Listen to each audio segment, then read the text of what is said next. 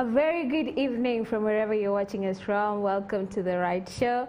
I trust and hope you've had a lovely week. Na tuko hapa ndani ya The Right Show to culminate it in style. When you see me, when you see Masai, you know, it's about to go down. Anyway, my name is Sylvia Wanja. And kama kawaida siko peke yangu, niko hapa na aja sama ya boy.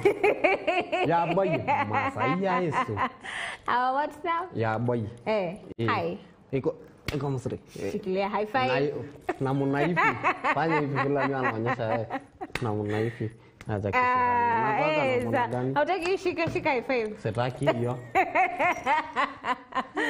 Anyway, how has your week been? Umekwaje? It's beans. Beans. Ati? It's beans. Beans imefanya nini? Sina uliza fila amekwa. Sina nauliza how has your week been? It's beans.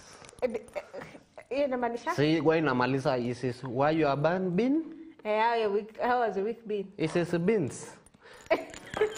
Yes. Meaning what? Imekuwa mzuri. Oh, sasa ungesema hivyo. Hivyo. Ungesema hivyo imekuwa poa. Hapa imekuwa poa. Leo kuna mashughuli mingi. Alikuwa na sahau. Ulikuwa umesahau nini? Wapi? Afa, karibu ashinda akiuliza hako namna gani yako wapi? Ukiuliza kwenye iko. Anyway, it is nice to see you. Nimefita hivi, nikafuata watu sa lori. Lori. Ikaelasa igawa mimi maji kidogo. Kwa nini uko na maji? Hakuna. Kwa Narok sukuna. Lakini wacha hata Narok peke yake. I think most places in the country wamekuwa na hiyo issue ya maji. Sana sana wenye wanategemea maji ya county kumekuwa na shida kidogo. Na pia wale wakutegemea. Kwani hizo county anauza wapi? Sasa kumekuwa na water shortage juu ya mvua kupungua. Ni kweli. Na hata kuna some areas completely hawajaipata maji. Unajua each and every mwaka like mwaka mpya. Hata isisema Felix sama kijiji yetu kwa Narok. Hajakuwa na maji. Wacha hata Narok. Sisi ilihama. Acha hata Narok. Tuacha tukuje tu place kama Nakuru. A very posh place yenye watu wanajua ukielekea na Kiamunyi. That place doesn't have tap water from the government. Yes, from Masinjeri, those areas, Kiamunyi in itself. Hakunanga tap water from the government. Watu wanategemeanga maji ya mvua ama maji ya kununua. Is this serious? And let me give you a joke. Unajua maji ya nini? Kuna maji imepita hapo ikielekea maeneo fulani. Na sasa hiyo maji inapita, maji safi kabisa ikielekea hiyo maeneo na inaenda kwa one household. Na kuna mtu mwingine anaweza access hiyo maji. Mwaka hizi miaka za kupiga kura zinakuja zinaenda watu same manifesto hiyo maji hata barabara maji alisema namna hivi namna ni mimi najieleza kama iko mtu mwingine itaunga mimi mkono sijalazimisha lakini anasema namna hivi mwaka 5 akiisha kama hakuna maendeleo yamefanywa hapo kwenyu badilisheni kiongozi. Yes. Exactly. Hata yeye ikikuja kudanganya nyinyi mwaka ya mwisho ya lasa ati sisi ataweka maji kwani hizo miaka 4 ya kwanza nini alikuwa amesuia badilisha It's not fair and it's not right. I remember hiyo eneo yetu kwenye tunakaa nyumbani. Year come, year go. Inakuanga the same manifesto ever since nilikuwa mtoto mdogo nikiimba ABCD. Up until now it is the same manifesto being given. Mtawekewa barabara, mtawekewa maji. Mtawekewa barabara hadi imekuwa wimbo. Up to ilifika wakati Masai ile hadi watu wamechoka. Wakajitolewa wenyewe, wakatoa pesa. Alafu mmoja wao pia akazipokonya tu ikaenda. Na watu walikuwa wamejitolea kutoa pesa. Sileta na hiyo maji. Leaders. Barabara ya Mawanga kutoka kwa Mawanga kwenda mpaka Waronyonyo. Wanyororo. Ilikuwa juzi ama jana alikuwa amefungwa. Kwa shauri ya Fumbi. Barabara ni mbovu. Alikuwa amefungwa. Watu ile ilikuwa na hata huko na lori ilikuwa inajifanga kufitia barabara nyingine. Ndio kuna njia hapo. Ni the same case. Mtu anafika anajua ilikuwa nafika huku kwa kasi na wao ni mwanaume na kama imeanguka kwa makeup. Inacheka na nukeli. Iko jamaa nyingine ilikuwa inaangalia. Hii jamaa mimi anajua unashinda nimemuona wapi? Lakini yeye anakuaga ya black. Sasa hiyo siku mimi anaangalia anaona. Amekuwa mweupe. Sitaki kusungumusia kwa shauri ni brown. Ni brown, inakuwa brown. Baka anakuwa na mfi huku kwa macho huku. Na ile imetoka kwa matatu. Haikukuwa inatembea. So niambia watu wenye alikuwa kwa matatu wote alitoka kikazi. Sasa sile ilikuwa sa brown. Hiyo ndio kala yao. Ilifanana namna gani? Double that. Yes. Inajua hata iko mtu iliingia kwa ofisi ikafukuzwa ikaelezwa enda nyumbani. It is not vacant. Hakuna sisi haitaki watu sakasi. Inajaribu kujitetea inasema hapana ni mimi Masai ya Yesu na Masai kwa ngivo. Hatumjui hivyo. Ikwagi na mnaifo. Mtu inaweza saeka kwa shauri ya fumbi. I know, but anyway, if you're a leader out there, that brings me to another. Na inasikia isi watu inasungumusaga matope. Wagania? Isi kusungumusa matope. Imetoka fante hiyo. Sasa ikimasa mata ichanganyike na hiyo fumbi. Mbona unasema watu hawana nini? Hawana lami kwao. Ifanye na mnaifi, isijaribu kubeba mtu ikialasa imetoka fante ya mawanga kutemeruka na huko chini. Sababu yana uzito sana. Sasa najaribu kusema mbona unasema? Sasa ni asubuhi. Watu wametulia tu. Ikifika masaa ingine ya saa 8 najua imekunywa maji mfefo amekuja town, amefagia fumbi. Hizo watu ni roho safi. Hizo mtu ni mtu mzuri sana. Lakini ikifika ni lakini asubuhi hata hizo watu ya matatu ijaribu kuangalia vile inaweza ekea sisi ile kitu nasungurukaga ndani ya gari. Fun. Ndio akisunguruka fumbi anatoka nje. Asikae ndani ya gari. Ndio kuna gari zingine unashanga hiyo fan inaleta vumbi sasa bala kutoa. Ama iache tu isiache. Inaleta vumbi. Inaweza funguliwa hivi. Unaona kama vile inaweza yaka mchanga kwa box. Alafu irarue bahati mbaya vile anatoka. Inaweza asha hiyo kitu. Kuhappen hivyo. Kwa hivyo achana na naso. Acha sisi hata kama imekaa hivi. Inajifunika na wanga chief. On that note pia ya leaders kuwa wanafaa kuwa stewards na chenye hizo manifestos zenye umepromise kupea watu wako si wape tu. Ulijua nini ulikuwa fanya, be an honest person as a leader. Those are virtues that you should have. Kulikuwa na this story of a certain kid alikuwa anavuka mto akielekea shule. Mto ilikuwa ya miaka 6. Katoto kadogo. Ilikuwa miaka 6 ama 4? Miaka 6. Msichana. Imagine. Bridge like nani maji nasonga maji nyingi bridge imetenge I know. Anatengenezwa na post. Na post. Mbili za stima. Alafu ingine ya sasa kujishikilia. Nani mtoto mdogo una imagine akiza tu miska step anguke. Na ako peke yake. Ama ateleze. Baby Kemu alikuwa baby Kemunto. Ateleze tu kidogo hivi ingie ndani ya maji mbebe surely. Na kuna leaders in that, kuna our local leaders in that place. Na sisi iseme na mnaifi. Kama haya najua ni local leader. Hii nasema. Haifanyi maendeleo kwa mtaa yako. Surely. Lakini sasa ile msiba umetokea wanaenda kwa hiyo familia kufariji. Ingefariji kwa kabla msiba hajatokelezea. Sasa hiyo bridge iseme bahati mbaya Mungu ilisaidia mtoto ikuanguka. Kama ingeanguka sasa ndio kiongozi huko ingeenda ndio yanze na ng'ombe. Ikosa inasema na ng'ombe kuanguka kwa hiyo bridge na mtoto anaenda shule. Kitu yenye unaweza nyima mtoto kwenda. Hata sasa jua hakuna bridge ya kupita au usiende shule ka nyumbani. Hata inakarisika. That is not the right thing to do. As a leader wherever you are, kama wewe ulikuwa kwa hiyo eneo yenye huo mtoto alikuwa, lakini sitaki kusema full of socks. Pull up socks. Sema tu kweli. Sema. Ndio mimi kutwa hapa. Pull up your socks. Ni Silai Masama. Ni mimi na Masai tumekuwa. Sijasema. Ni nini unanirudia? Mimi ni haya imesema fake. Mimi nimesema sitaki kusema full of socks. Umesema alafu nikakusemea vizuri. Idea ilitoka kwa nani?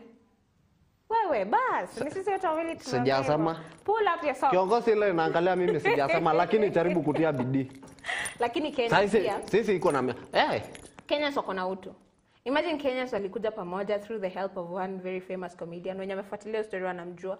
Walishikana wakaweza ku raise funds na wakatengeneza a very good bridge. Mzuri ya chuma na hako na afa hivi ngao za kushikilia. Bas, just in case anything happens mtoto hawezi anguka. Like a very strong bridge, a very firm one through the help of Kenyans. I don't know, Kenyans are just patriotic. They're people I just love. Tukiamua kama wa Kenya, we can go so far. We can do sisi inamuaga.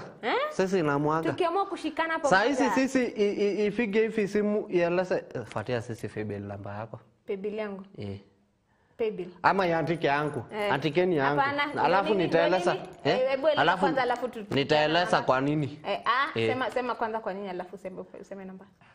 Wewe andikeni namba kwanza. Just in case kabla sijasema ila mtu itaguswa yake. Tunaona ni ujanja uko nayo. Si mjanja. Hakuna. Umekataa. Sasa mtu ilala ikikuwa njaa. Na ni wewe. Na Wakenya imejaa hapa. Sasa alikuwa yako. No, si umesema umepewa na watu wa lori, mbona unanipea majisi yangu? Pasa atekeni namba yangu. 07 Hakuna. Zima mic. Mwelekezi zima mic yake. Nifuatie hii. Selali njaa sasa. Sasa unaona umeshasaidika. Yenyewe Wakenya tukiamua tukishikana pamoja. Hii ni Patrick Musuri. A very good patriotic person. Pigia makofi. Congregation. Jafes mulika na kamera. Yeye ni Patrick Musuri. Ameamua utalala njaa. Sasa si unaona uko sorted. Haina haja kupeana namba. Sasa, poa. Sawa. Tuko poa? Iko poa kabisa. Usichukue namba. Hata una nini? Una shida mahali popote. Haya, on another story. Ya Kenya kuwa united. Mama naenda ikikuwa kidogo. Umeharibu juice. Hajaribika, alikuwa kidogo. Ama afanye hivi. Masai si ya kuda. Atakuwa kidogo.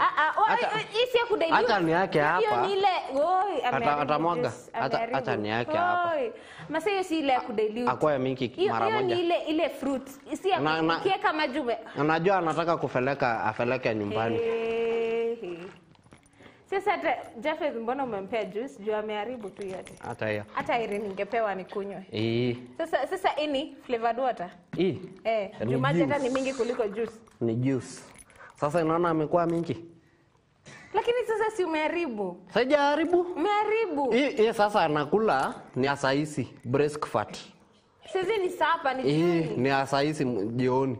Alafu itakuwa ya asubuhi lunch. Okay, ni sawa. Yes. Hivyo ndo umeamua utanini. Otherwise. Lata kikombe kingine. Hakuna hasta. Itaki? Niko sawa, asante. Kidogo. Next time. Hakuacha. Next time. Sawa. Anyway. Sasa in other news ya Kenya kuwa united. Kuna mtu aliamua kuchokoza wa Kenya. Someone from South Africa. Yeah, from South Africa. Let me tell you my story. Aliamua kuchokoza Kenyans. It's a new future. Mimi anakuja South Africa. Kufanya nini? Kufanya nini South Africa? Kufafuta Kwa nini? Wakenya washa deal na yeye. Imeshughulikia Tafute tena. Sawa. Ikifika hapo kwenye tumefika, unajua Deli apologize. Apologize. Unajua venye apologize venye Wakenya walimpeleka mbio. Yaani wako wanampea dicha. Ilikuwa inasikia fante nyingine akisema mwana, fante nyingine anasema Princess Sofia, fante nyingine sijui nasema namna gani. Ni hiyo. Ilikuwa kwa KitKat. Ni yeye. Alitake to TikTok na akaanza kuchokoza wa Kenya. We know when it comes to, unfortunately, when it comes to cyberbullying, Kenya is among the countries.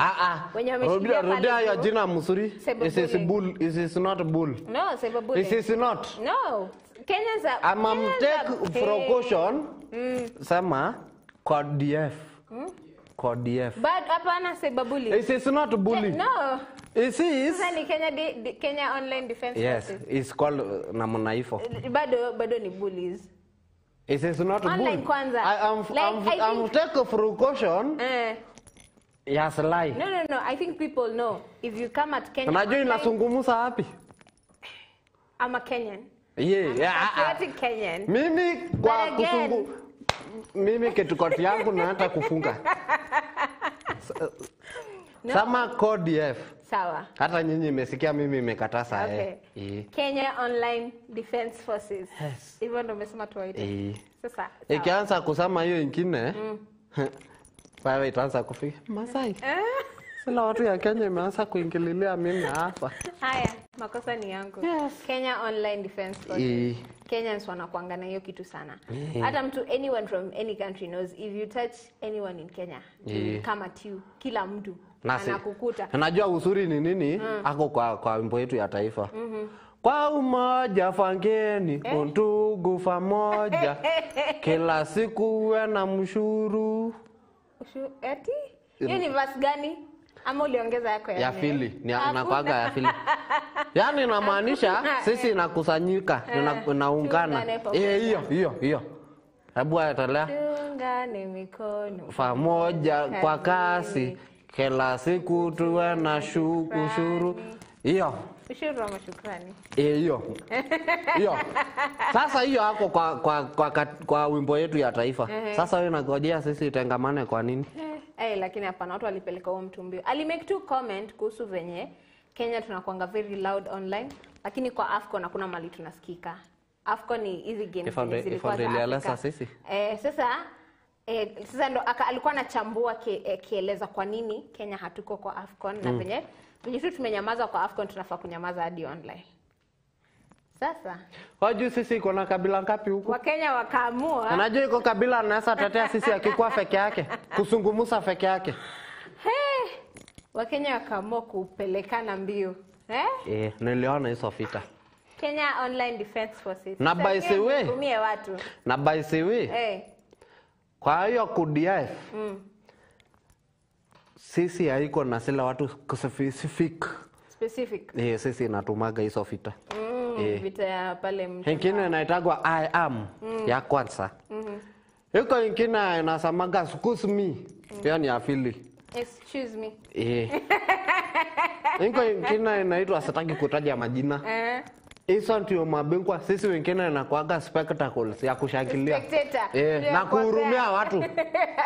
Sisi inakuaga huku chini kieleza mtu tafadhali omba msamaha.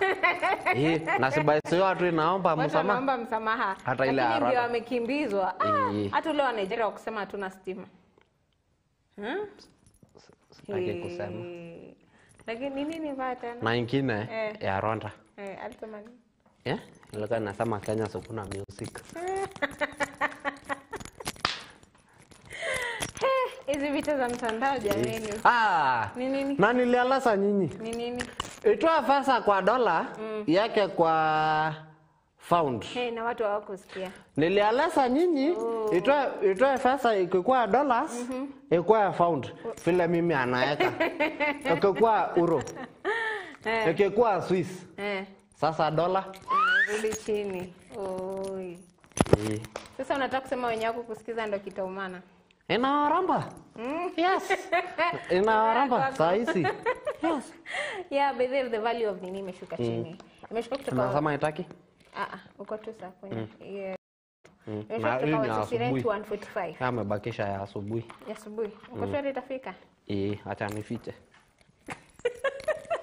Unaficha wapi? Hapo umeficha na utageuka tu ukisikia kiu unaiona. Basi hapa nyuma. Acha kaa hapa. Masai wewe. Hata nasikia unajua mwelekezi ananiambia nianze nisikie ni nini unakunywa. Hola. Kama iko sawa. Hata nikuweka ito inaitwa caution. Ati hapana. Kunywa tu. Hataki? Anasema ukunywe kwa niaba yangu. Wewe hataki? Alafu niambie venye inaanza.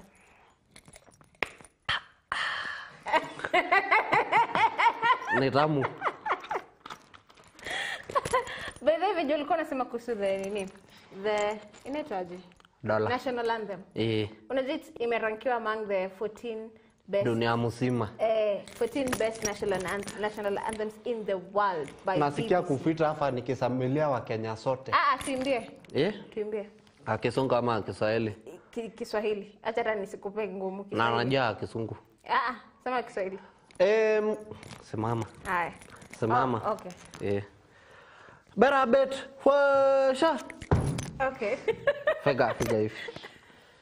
We Mungu fufu yetu, ilete baraka yetu, wakino mlinzi, na tukae pamoja na nguvu, wa hatufate na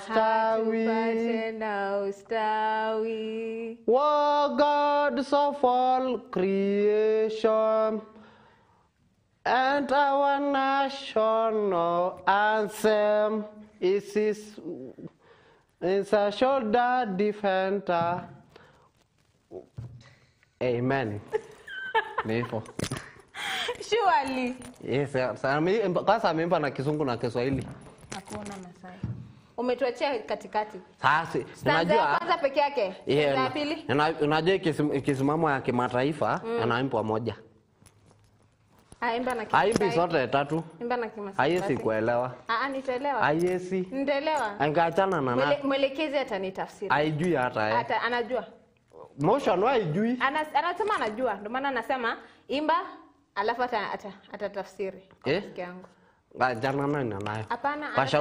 Kwa shauri ya hizi musikilisi zingine. Sasa si ndio ndatafsiri. Nitasema chenye unasema. Sina tafsiri hata saa hizi. Niuliza nani jui yimbo ya Kenya? Suhime na Kimasai. Sukuna. Sasa yatele. Anyway. It is a very good anthem. Si ndio? Hata kama ninashawahi kusikia ya Muganda. Unataka kutekaza watu? Haya hapo siku. Nikuuliza. Na ya Nigeria, ninashawahi kusikia? Anakuaga kama story. Ati story. Inaendaje? Sisemi. Inaenda. Why nataka mimi anze siansi ndio tujue. Iko nyumba anatengenezwa na suku 7. Gani? Siko mansion, hata aisiita nyumba mansion. Wapi? Wapi uko? Fante hii ya Eldoret. Siku 7. Ya watu kukama ya mjamaa mkimbizi ilipata accident. Ilikuwa imepromise ikitoka kwa marathon ya Paris. Ilikuwa imeahidi ile tamanio yake kubwa ni kutengenezea familia yake mansion. Sasa basu ya Kenya imeamuru kuanzia jana. Ikifika every day ingine akawa amemalizika. Siku 7 kutengeneza mansion. Itakuwa imeshika vizuri ama materials Saisi kila kitu is possible. Lakini hata siwezi shtuka. Unajua kuna wakati nimepatana na video online yenye ilinishtua sana. Ya this an AI company in US. Wame create robots alafu wakawapeleka kwa game, kulikuwa na match ya cricket. Ni cricket ama baseball. So wamezipeleka huko for test run. Wametengeneza hadi ngozi synthetic zinakaa binadamu. Apart from hiyo static movement ya robot, unaweza fikiria unaongea na binadamu. Ila anafanyaga hivi. Bas, isipokuwa hiyo static movement, na unaona hiyo ni kitu wanapanga kutengeneza venye unaweza kuwa ukiongea na robot ukifikiria ni mtu. Hizo burut alikuwa ametengenezwa. Si hizo sasa za Amerika. Sa China. Kuna za China? Na za China ni mtu. Mtu aje? Sinasikiaga ile inaelezaga Siri is hizo za kuongelesha mnini. Sasa hizo haiko. Wewe anafikia simu akitoka kwa kasi anaeleza fikia chakula. Inauliza na Kichina. Chong hong mu hong. Yanasema inajua sasa ameuliza namna gani? Utakula mahoko? Anasema Chong hong mu hong. Anasema Unajua sasa kukubali kwa China ni anafanya nini? Anakubali.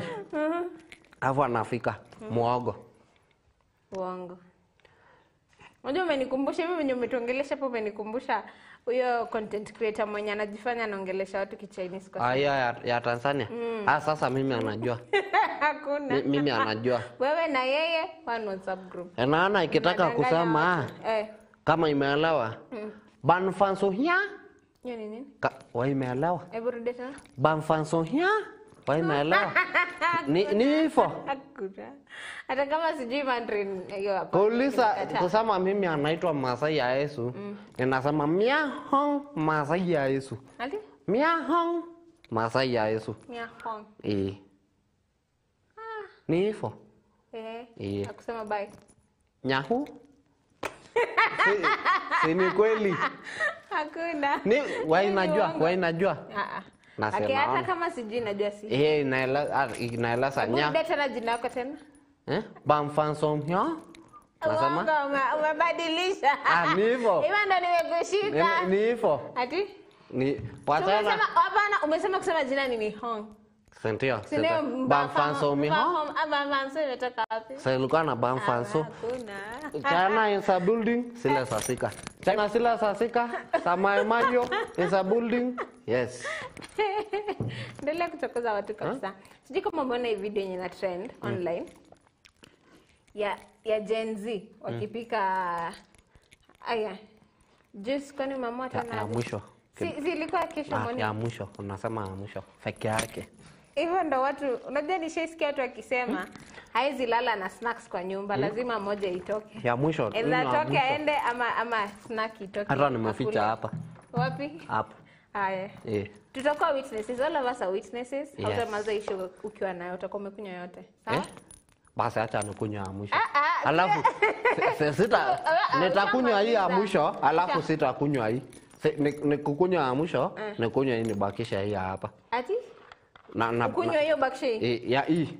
Ya mwisho tu. Ukunywa hiyo bakisha hii? Ya mwisho kidogo, ya mwisho tu. Ayete imeshamaliza tu. Maliza hiyo bakisha hii. Hii ni ya breastfat. Sasa kuna kitu umebakisha hapo, ungeachana tu nayo. Naata kuringa nao nyumbani. Ndo wajua umetoka kunywa juice. Juice yenye umedilute hadi kaisha. Sasa sinikuongeza ilikuwa na mingi. Sasa unaongeza na unaharibu nini? Bado iko na rangi. Anyway, nilikuwa nasema umeona hii video yenye na trend ya venye Gen Z wanapika chapati. Aje. Badala ya unajua sasa mtu akipika chapati kuna hiyo pressure ya ku make sure chapati iko round, si ndio? Pika chapati iko na shape zote, unapika chapati iko kwanza ingine ilisikia imeeleswa. Kama ilirudisha kwao. Chukweni mtoto wenu. Inafikia mimi amweba. Kwa sababu anakaa hivi. Si bora chapati inakulika ama? By the way. Si ndio, si lazima. Inaweza kuwa iko hivyo lakini ni. Lakini najua ingine anaanza fikwa anachomeka anakaa kama macho hivi ameangalia. Najua inaanza kwa na atataka kwa msingisi. Inaanza basi inaanza leta ndoto mbaya. Mbona? Inakula chapati ameangalia hivi kama momena hizi kusumu boys. Naangalia. Sasa samaki inafaa kufanya nini? Sina wewe. Unajua zile vitu watu inaogopaga na kaka imekaa hivyo. Sasa samaki zote zinakaanga hivyo. Lakini hapana. Sifika tu chapati na roho moja. Sasa unajua watu wamefunzwa kupika in different ways. Kuna wenye upika ukurasa, kuna wengine yenye wanapiganga yenye inaendaga na upepo. Anyway, guys, send us your feedback at 0721105105, normal text ama WhatsApp, na pia 23814 SMS code, which is absolutely free, na pia MBCI TV Facebook and YouTube to call live. Make sure you send us a text there, tell us where you're watching us from, and tell us how your week has been. So we're going to take a quick break right here, but we will be coming right back, so don't go too far. Masai, umesema chapati zinakulanga zinakaje? Nakaa ni kama anaweza kusungumusia. Najua sasa kuna wale wenye wanakulanga ukurasa, unashikia vichapo tu kama hivi. Sasa inaona hiyo. Unafungua hivi chapati. Hata inatuma isikia hata maila mtu iko na chapati. Kwa sasa comment sasa kwa ya Facebook. Na ieleze fali wewe iko. Feel location. Ndio kule chapati. Akifitia ifa jioni akitokelezea. Utaenda ukichapa. Na si hizo atasungumusia mimi. Nataka chapati kurasa. Hizo kurasa. Ile hapo na filau ndani. Nimeona Gen Z wana roll chapati, alafu wanaekelea kibati, alafu wanakata hivi ama sahani inakuwa round.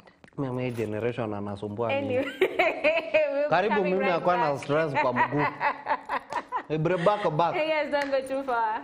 Yes.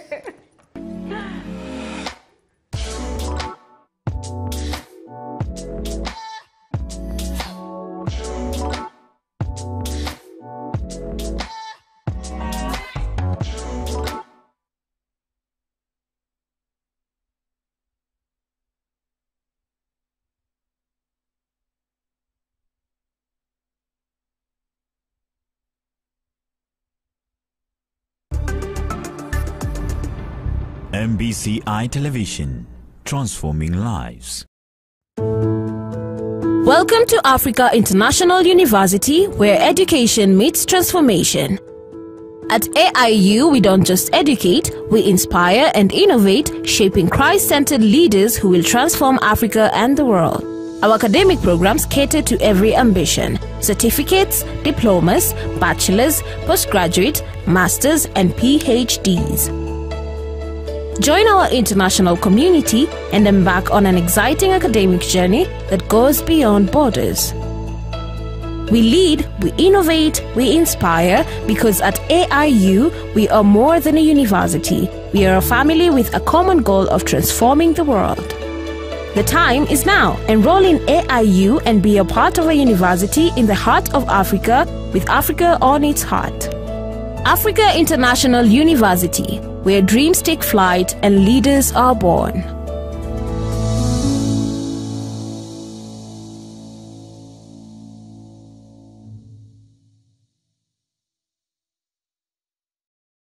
If I want even to buy a shoe, I cannot buy a shoe before I have consulted my spiritual authority. So it became like some kind of enslavement. Okay. Is that we've actually reached that particular level whereby some of our members in the church, some of our Christians, have actually been made to believe that that particular spiritual authority, they have the mandate to actually either validate their spiritual life or to invalidate their congregation's spiritual life. Ananias was a church elder in Jerusalem. And Paul stayed with Ananias for 3 years. He was mentored. Yeah, it was in Damascus. Yes. They even wanted to sacrifice to them, because these were gods in their midst. So, but Paul and his friend, they had to tear their clothes, showing and trying to tell these people, please listen. We are just human beings like you. Life is brimming with moments worth celebrating. The dreams we chase, the connections we cherish, the laughter that fills our hearts. These are the true treasures. But sometimes, the path to those moments can feel clouded by financial worries. What if you could invest in a future where chasing your dreams isn't just a desire, but a reality? With N-Wealth Capital, small steps lead to big possibilities. With N-Wealth Money Market Fund, you can secure your financial future for a better tomorrow. Meticulously crafted for growth, carefully managed for safety of your investments and growth, you can invest as little as 1,000 Kenyan shillings. Whether you yearn for the freedom to travel, the joy of owning a home, or the security of a comfortable retirement, we enable your dreams to reality.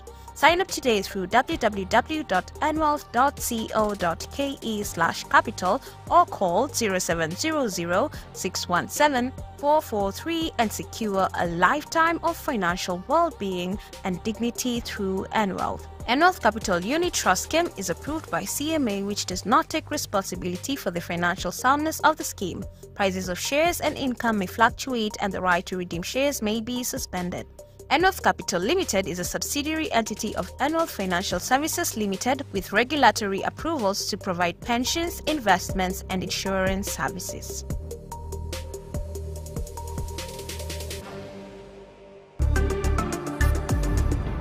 MBCI Television, transforming lives.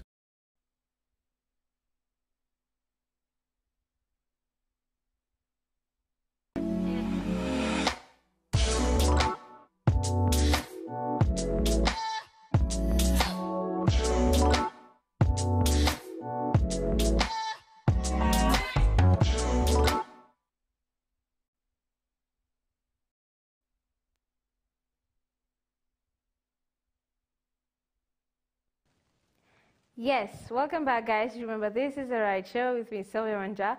I hope you're enjoying the show this far, and we have much more in store for you, so make sure you stick around with us till the end. Tulikuwa tunaongelea venye Gen Z wanapika chapati siku hizi. Umeamua hamtashindika. You know how when you go to, like, let's say mama wako wa chapo ama mwenye hupika chapo, this is how they roll their chapati, zinakuwa tu round automatically. Alafu wewe pale nyumbani ukienda kujaribu, zinaamua kutake all forms and shapes. Zinakuwa amoeba, zingine zinakuwa nini. Gen Z amesema hata shindika. Unachukua sahani yenye ni round, unaekelea, and then unakata, there you have yourself a round chapati. Ni hiyo story umeifunga. Anyway, that is, wacha tuseme ni ujanja mzuri sana yenye wametumia hapo hivi ili waweze kuhack that. And it's beautiful. Saa zingine inabidi. Kikiumana inabidi kuwe mjanja. In other news, Kirinyaga. Last year, I think late last year, we talked about Kirinyaga kidogo. There was an issue there last year whereby kulikuwa na mass suicides happening. And early this year, the governor there aliamua kustart a mental health program kusaidia watu probably to speak out, to be aware of mambo na mental health kwa sababu those deaths were very crazy. Imagine a weekend, a Saturday, 4 people within a village, not even the whole of Kirinyaga, just a village mali kwenye people know each other, 4 people committing suicide of different ages. Na setu walikuwa wameambiana. It was a very bizarre story. Again, this week and last week, Kirinyaga hits the news, whereby people were taking illicit brews and 17 were killed. There was actually a burial that was held this past week in Yemepita, and it is so sad to see people dying because of things like this. Hata wengine walipoteza macho. There was even a video recorded whereby walikuwa wanaulizwa unaona nini, like they can't see anything. Kuna wenye walienda partially blind, wengine walienda completely blind due to taking this illicit brew. Na pia the governor there, Anne Waiguru, alipeana directive kwamba all bars in that area zifungwe. And we are hoping itafuatilia till the end. Na pia mwenye alitengeneza that illicit brew. I don't know, there's so many counterfeit things being made. Pia there's a story I saw this week. I don't know how many have seen it. Kuhusu a man in Kajiado who apparently alinunua dawa ya kuosha choo.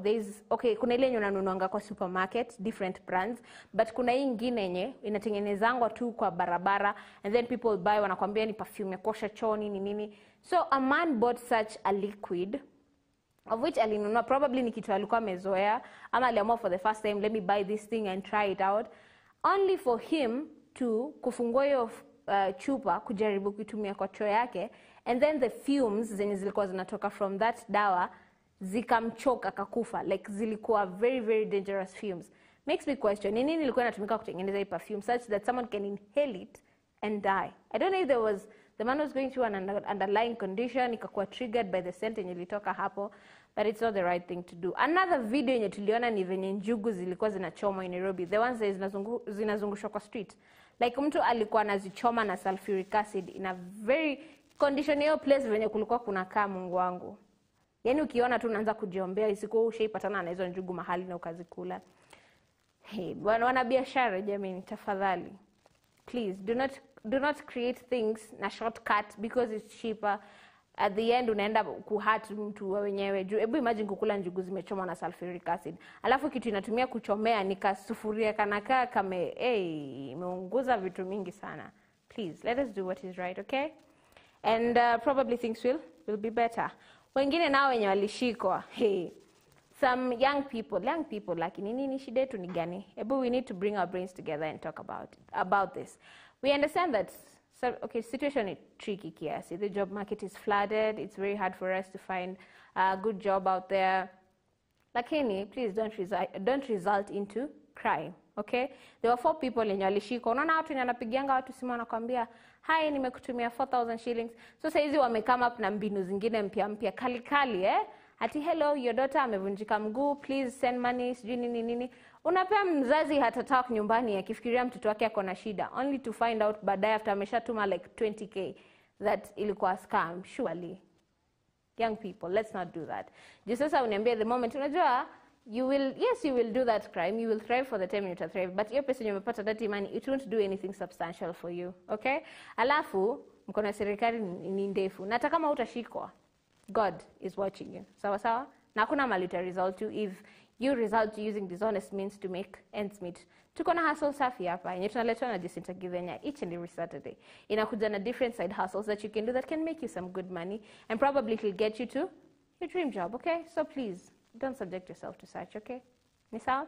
I love this. A certain conversation we were having with a friend of mine a couple of weeks ago, na alikuwa ananiambia for any young person, and I think this was very, very important insight that everybody out there should have, especially for the young people, okay? So, alikuwa ananiambia there's a rule ama a law inaitwa ABD, okay? ABD. Haya, tuanze na A.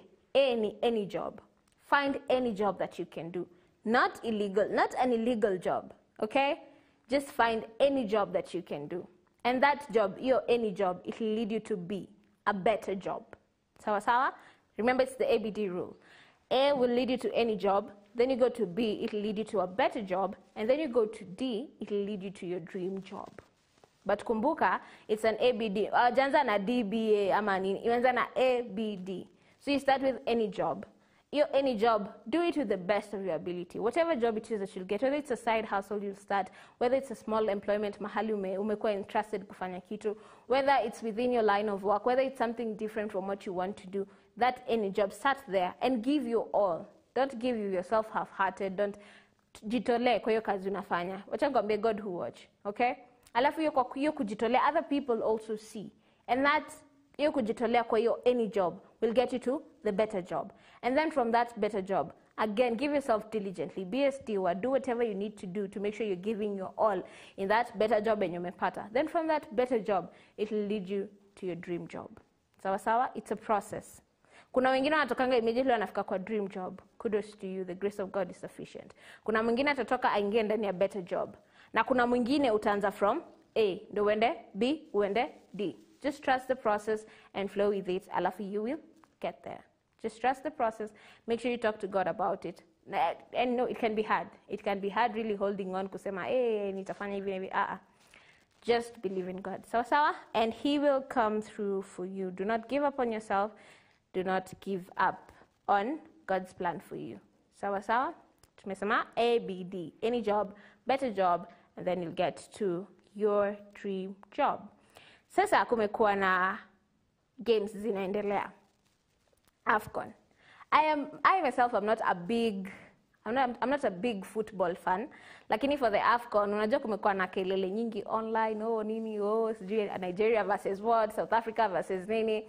So imenilazimu kidogo niweze kuingia nijue venye AFCON iliendelea na tujue ni nani walishinda. So the last game was between Ivory Coast and Nigeria. And Ivory Coast took the win. Hata ukiangalia picha kwa mtandao kwenye walikuwa nafuatilia match, walikuwa wamecelebrate, walikuwa wametoka kwa barabara wakipiga kelele because it was a big win for them, yeah? Wali win the AFCON and congratulations to them. Mwenye aliingilia wa Kenya akiuliza mbona tunapiga kelele online na tuko kwa AFCON. The next time there is AFCON, we will make sure we represent. Sawa sawa. Alafu pia in other news, there's a Kenyan teacher mwenye aliamua ku make history by teaching the longest science class. Science. Aliamua kufunza, anaitwa Rostata Wekesa. Na alifunza watu for 62 hours, 33 minutes and 34 seconds. 62 hours of science class. Wani mnoma. But again, I say everything that works. Ama vitu zenye unaonanga this is impossible, easy happen, kwa hivi na hivi na hivi. I believe with passion, anything that you believe you can achieve, you will. Okay? Because I'm imagining teaching science for 62 hours. Ati students wakati wakusikize na wewe una content yako ishi, unashinda tu ukifunza for a whole 62 hours. So sasa tunangoja the Guinness World Book of Records will review the 62 hours, waone kama alifuata the rules that were supposed to be followed, and then maybe she'll be the next record holder for the longest science class, clocking 62 hours. The other one we had was Chef Maliha, who cooked for, I think, over the longest home cookout. She cooked for 90 hours and approximately 90 hours and some few minutes and seconds there. And imagine kupika a whole 90 hours. Unapika, alafu that food didn't go to waste. Alipika, alafu with the help of Kenyans. This is where I say again, Kenyans are very patriotic. Tukiweza kufanya mambo, we can do it big time. Juu wali support Chef Maliha. You know, cooking for 90 hours requires a lot of ingredients. Probably hangeweza kuzikuwa nazo zote. But Kenyans wali come through, wakatuma pesa kwa pay bill, wakaza kununua ingredients. And the food that she made, ali distribute kwa the street kids around that area. Makofi kwetu. If we can decide to help out and do good to those around us, I think we can go far as Kenyans. We are very united, by the way. It's only for us to decide the power that we have once we are united and using it to make sure that we harness it for good for our country. Sawa sawa? Na pia sisi wenyewe. So we are wishing Mwalimu Rostata Wekesa all the best, tuone kama ataweza kufanya ile kitu. And then in another news, kulikuwa na a certain video that went viral during this past week. As we all know, this past week tumekuwa na the Valentine's Day and all that. Unajua Valentine's Day, people in red, nini. There was so much. But there was this particular person who alikuwa anaenda around aki-bless watu wenye wako kazi. Okay, let me say this. With the generation that was there before, they were not so much into mambo na Valentine's, okay? But with the Gen Z and the millennials, ilifanywa a big deal. It used to be a thing in the Western culture. With us, the Africans, hiyo ni siku tu kama hizo zingine, you know. But over time, with the millennials and the Gen Z and all that, tumeadapt your culture to celebrate Valentine's. But there was this specific person, a content creator, alikuwa anachukua a package, anatengeneza flowers, anatengeneza chocolate, and alikuwa na distribute kwa the hustlers. Okay, nimetumia jina for lack of a better word, but the hustlers, okay?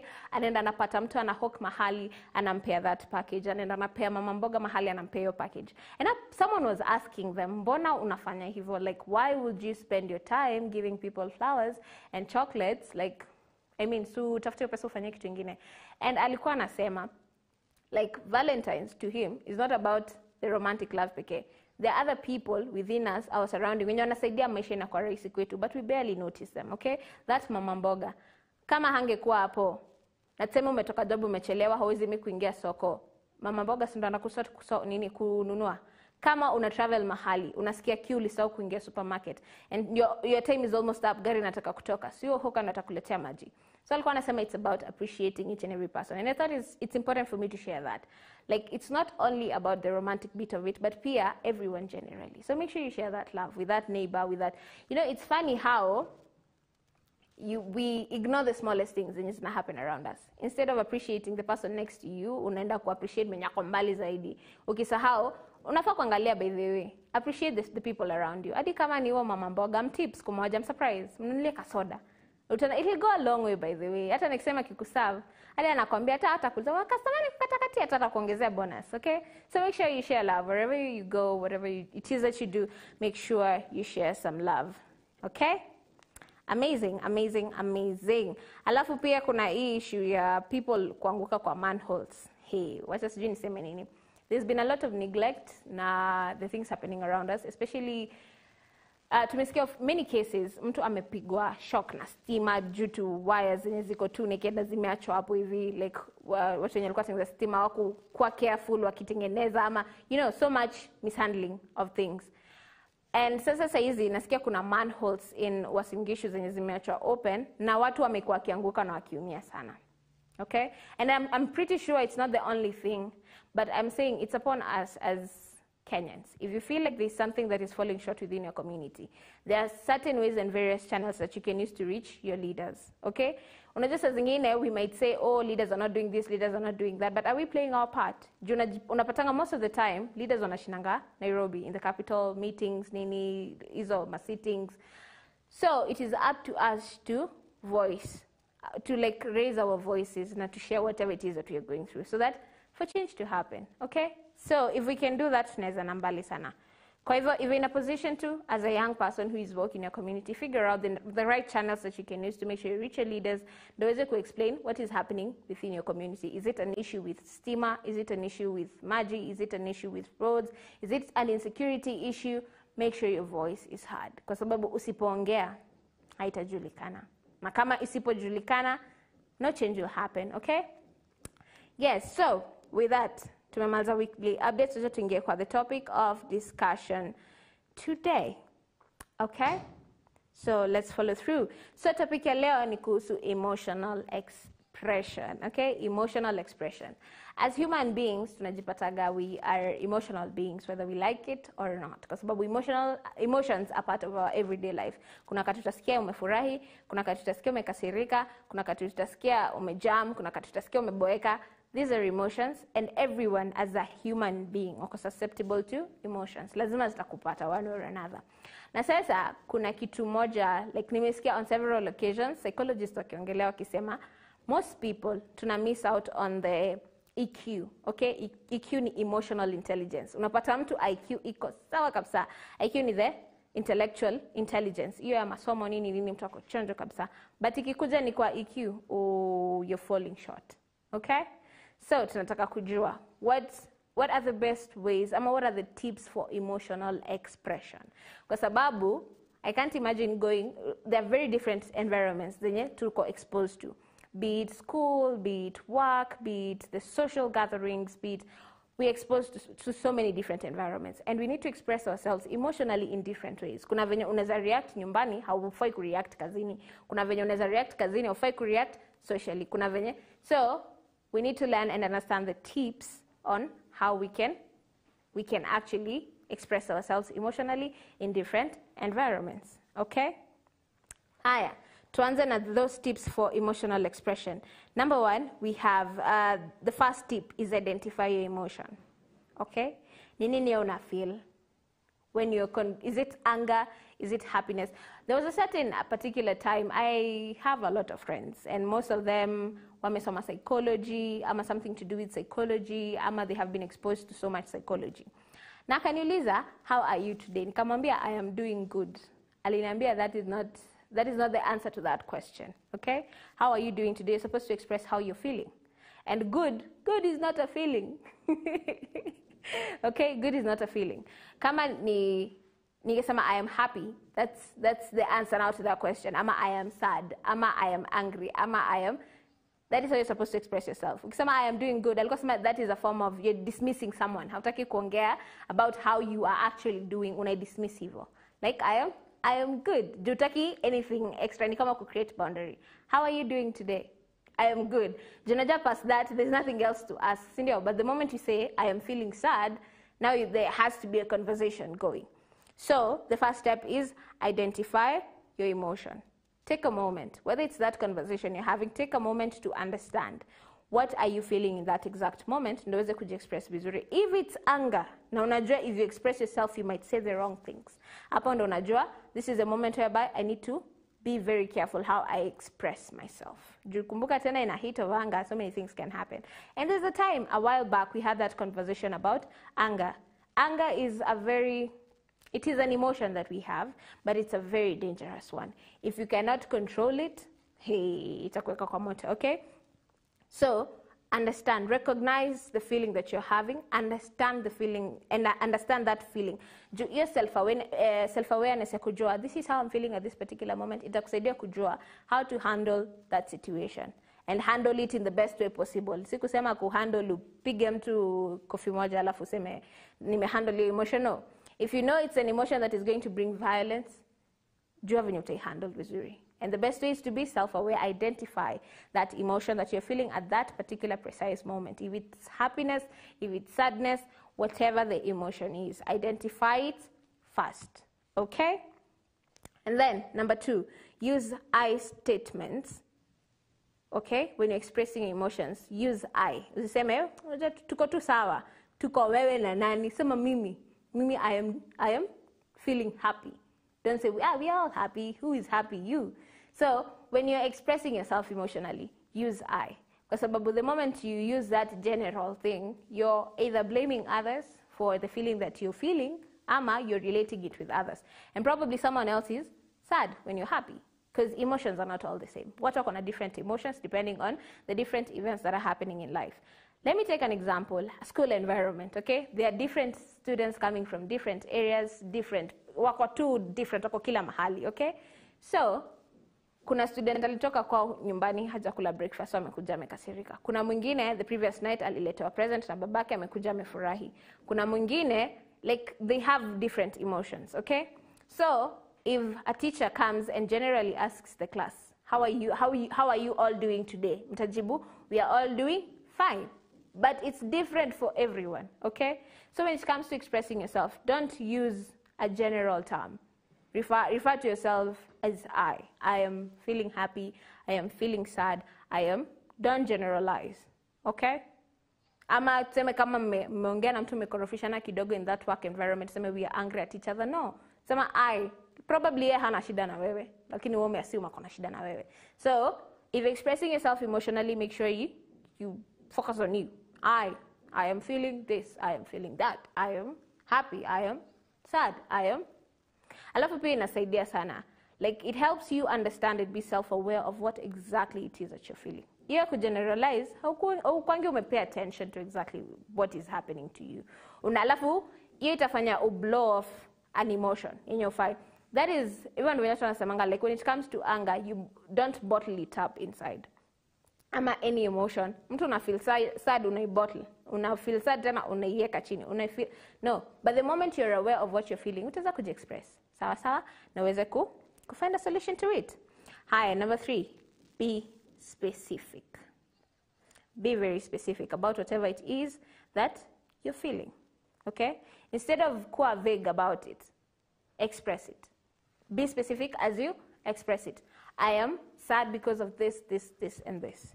Ama I am angry because of this, this, and this, and this. I am happy because of, like, be specific, break it down. Ndio uweze kuelewa. Unajua sometimes unaamka asubuhi unasema, mimi nasikia I am so sad. Na ujui mbona uko sad kwa sababu haujakuwa specific, like narrow down, try to bring your mind back to what was happening. Alafu, do you know emotions affect even how we interact with people? Inaweza kuwa ulikasirishwa home lakini ukuje job ukasirikia watu, ama ukasirishwe job uende home umekasirikia watu. Watu wanakuangalia zile za mbona uko hivi, like sisi tumekosea, you know. So if you don't understand what your emotions are, if you don't understand how to handle your emotions, itakuweza kwa matata. Okay?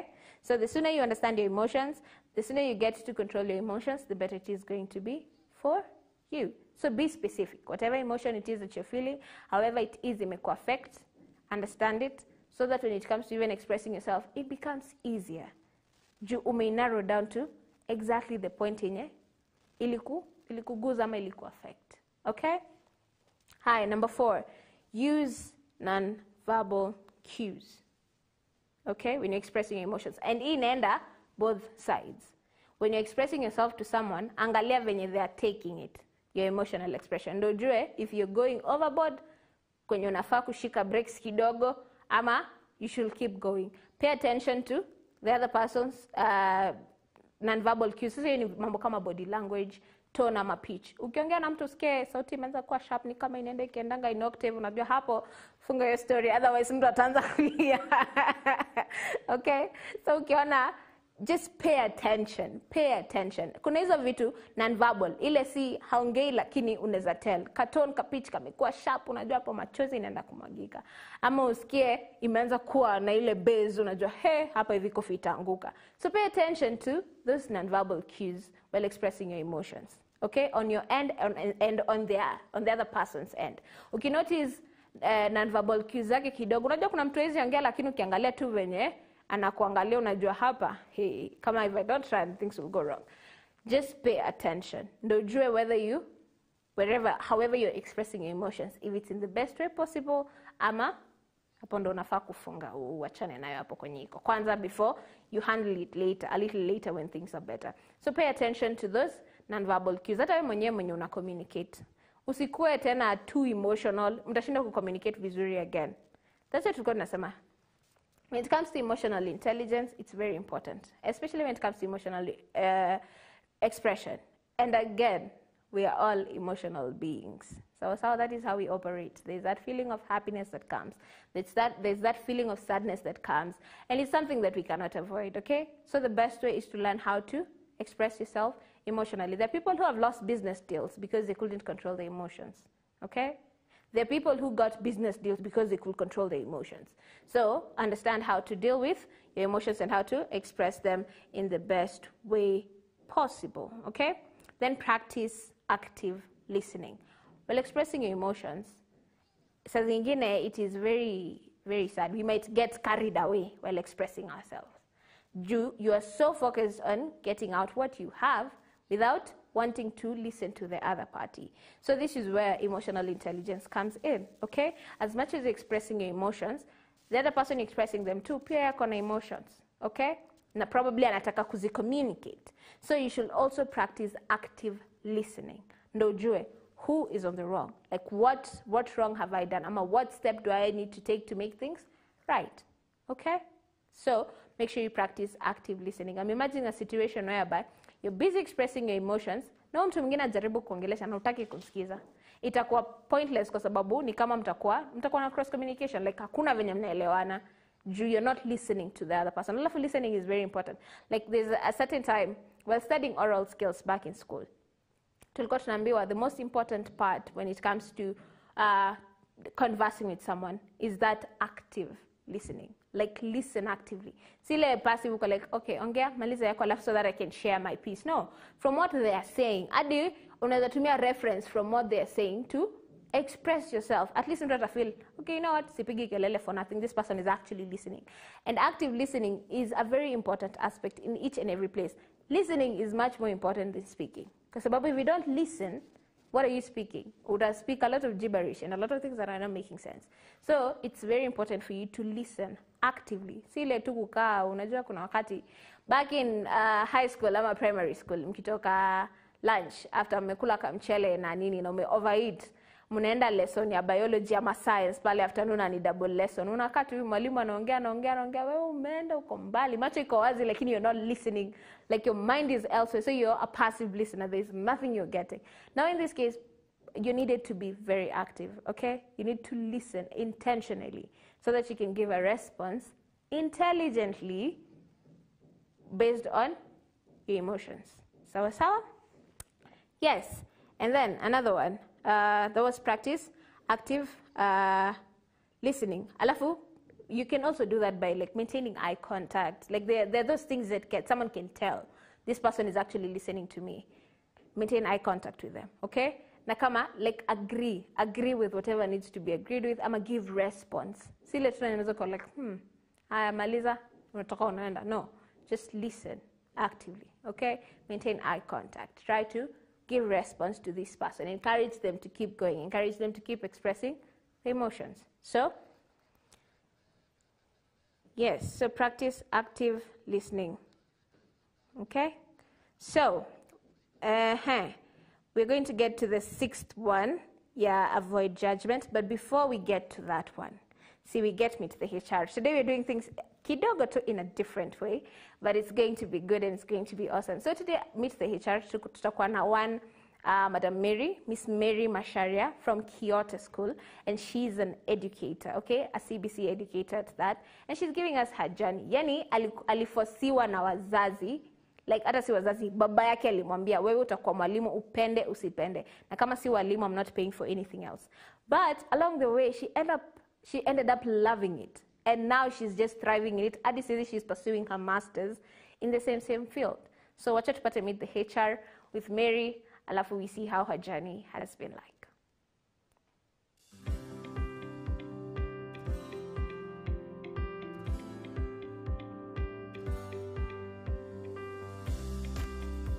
Hi, my name is Macharia Mary, a facilitator of learning at Kyoto School, and I'm a proud educator. Where did the passion for education start, or what was your journey like in pursuing education? Right. First, I'd like to say that it was not my decision to do education. My dad chose for me. Yeah. Probably I will be a lawyer by now, but yeah. But my dad made a right decision for me. I do not regret. I've been teaching for over 3 years. 3 years? Yes. Wow. And I'm happy to impact lives, to nurture talents, and especially at Kyoto School. Yes. Let's go back a bit where you talked about your dad chose the course for you. You know, most of us, we find ourselves doing courses because of our parents. Tunachukua hizo certificates tunawarudishia. True. Ndo hii yako. So ulikuwa unataka hii, ndio utumie kwa utatumia alafu we go pursue our dreams. But with you it was different. Ni nini ilifanya ufeel probably he made the right decision pushing me to do this? I can't say that there is something that made me. It's just that I had completed my KCSE, stayed home for some time, and luckily we had finished with same time with my sister. Yeah. And she happened to join school before me, and my dad was like so serious about it. I am not paying for any other fee. I'm not paying for any other course, other than education. So that pushed me into just doing it. Yes. But now after doing it, what happened after pursuing the course? Oh, I first did my diploma, and after that I knew that I wanted to do a different thing for my bachelor's. But upon thinking and looking for any other course, I still felt like this is still what I want to do. I taught for some few months before going back for my bachelor's program, and I knew it is what I wanted to do. For the fact that I started interacting with children, I started impacting lives. You see, someone will say that I did this because of my teacher. Teacher Mary taught me this. That makes you feel happy. So it pushed me to going back for my bachelor's program, and I knew that is what I wanted to do. Yes. A while back before we went on air, there was a kid making noise behind here, and one of my crew members, I won't say who, said, "Huyu ingekuwa mtoto wangu ningeshika nimtandike," and to you, you are like, nothing, hakuna makosa amefanya. So would you say, according to you, is teaching more about passion? Definitely, it has to be about passion. Yeah. Because you see, if my dad forced me, but I had not grown passion into it, then that means that I wouldn't be delivering in the right way. I wouldn't facilitate learning in the best way possible. So, but the moment you have passion, you are able to nurture a kid. You have different kids in school. One will come in the morning, they had an issue with the parents, so they come crying. It's upon you as a teacher to make sure that this kid carries the day at peace and is happy, in order for the child to understand exactly what you're trying to teach. Yes, so that is just a kid being a kid. And I'm sure even for that crew member, when he or she was a kid, I'm sure that is how he or she behaved still while in school. But for a teacher, you must have a heart for the children. Yes. When they're throwing tantrums everywhere, when they're all over the place, you just have to understand. You have to. Huyu ni mtoto anakuwa mtoto. Yes, a child being a kid. Yes. And there's no problem with that. There's totally no problem with that. For me, that is just a child being a child. Okay, so after pursuing my bachelor's, I was lucky enough to get a job immediately. So I did not stay out for long, tamarking, and which could have made me maybe think of doing something different. You find most of the people, they do a specific course, but they end up working for a different course. But I was lucky enough to do this, and having a bachelor's, you know, to some point I thought that I wanted to be a shopkeeper. I thought that I wouldn't become a teacher. But after teaching, the first months, of course, were very difficult, especially when I worked with the younger age. I thought I would do better with the middle school level. But later on, I realized that once a teacher, you can teach any level, so long as you have the passion. And yes, I'm carrying out very well. I would like to teach in the next few years. And currently I'm doing my master's. Wow. Yes, still based on teaching. I will still like to impact lives, the learners, change lives. Yes. That is very, very insightful. You're inspiring people like us when you kama masomo kwa shelf to pick it up and keep on pushing from where we left, kwa sababu hakuna mwisho wa masomo. You have to keep growing, you have to keep evolving, you have to keep learning new things. Kwa hivyo hata kama ni mwalimu hapo, don't stop at whatever level you got to. I mean, there's no end to learning. You can keep going, keep on learning new different things. So this is a call for you. Now, having that you have seen international students around here, is it true, there's this notion that international students are babied and they are very, very indisciplined? How true is that? Well, as an educator who has seen them firsthand. Okay, it might be true that we baby them, but it depends with how you interpret it, because you see, kids as of now, we don't beat them, so that might be considered as babying. In the African culture, you put the rod away from the child, you're spoiling them. Yes, like in the 844, we will be beaten. Yeah, but in the punishment. Yes, Heavy kind. I think for myself back in school, I think I did all the type of punishments. Yes, probably here and there in noisemaker, I was so talkative. But as of now, they know their rights. So they are informed, they are exposed to a lot of information. So when the government says we do not beat children, they have that knowledge that we are not supposed to be punished in school. So we baby them in the sense that we do not pressure them with academics so much. They are able to work at different speed. There's this learner who will be so fast as compared to the other one who will take much time, and you have to understand all of them. So probably that is what people might call as babying and not beating them. Maybe you have to treat them nicely. Of course, as a teacher, it just comes naturally. Yes, it's effortless. You give it effortlessly. So you might find those who are saying that they are indisciplined. There are people who maybe it's not a calling, they were forced like me, but they did not grow passion later in life or in teaching. And then so they might end up, they could be beating these kids. So they end up saying, we who are teaching in the international school, we are babying these kids. So they end up being indisciplined, but that's not true. Now, for anyone who wants to be an educator out there and they're trying to figure out what to do, or maybe they're being forced into it and they're feeling like, I don't know, this is for me, what word of advice would you give them using that camera right there? All right, so if you are willing to be a facilitator of learning, I will advise you to go for it. It's a good thing to do, to impact lives. It feels good when a child say, you see, I used to do this before, but because of Miss Mary, I am whom I am because of her. You see, it feels great to impact lives. It feels great to change a learner. Yes, so go for it. What you just need to do is to identify what age levels would you want to teach maybe. For me, I wouldn't want to teach the high school level, of course. I will just want to be based in the primary sector. And so long as you just identify what you have, your parents maybe are forcing you, they might be having reasons, yes, and go for it. It's not a bad thing. It's a good thing to deal with kids. It's a good thing to teach.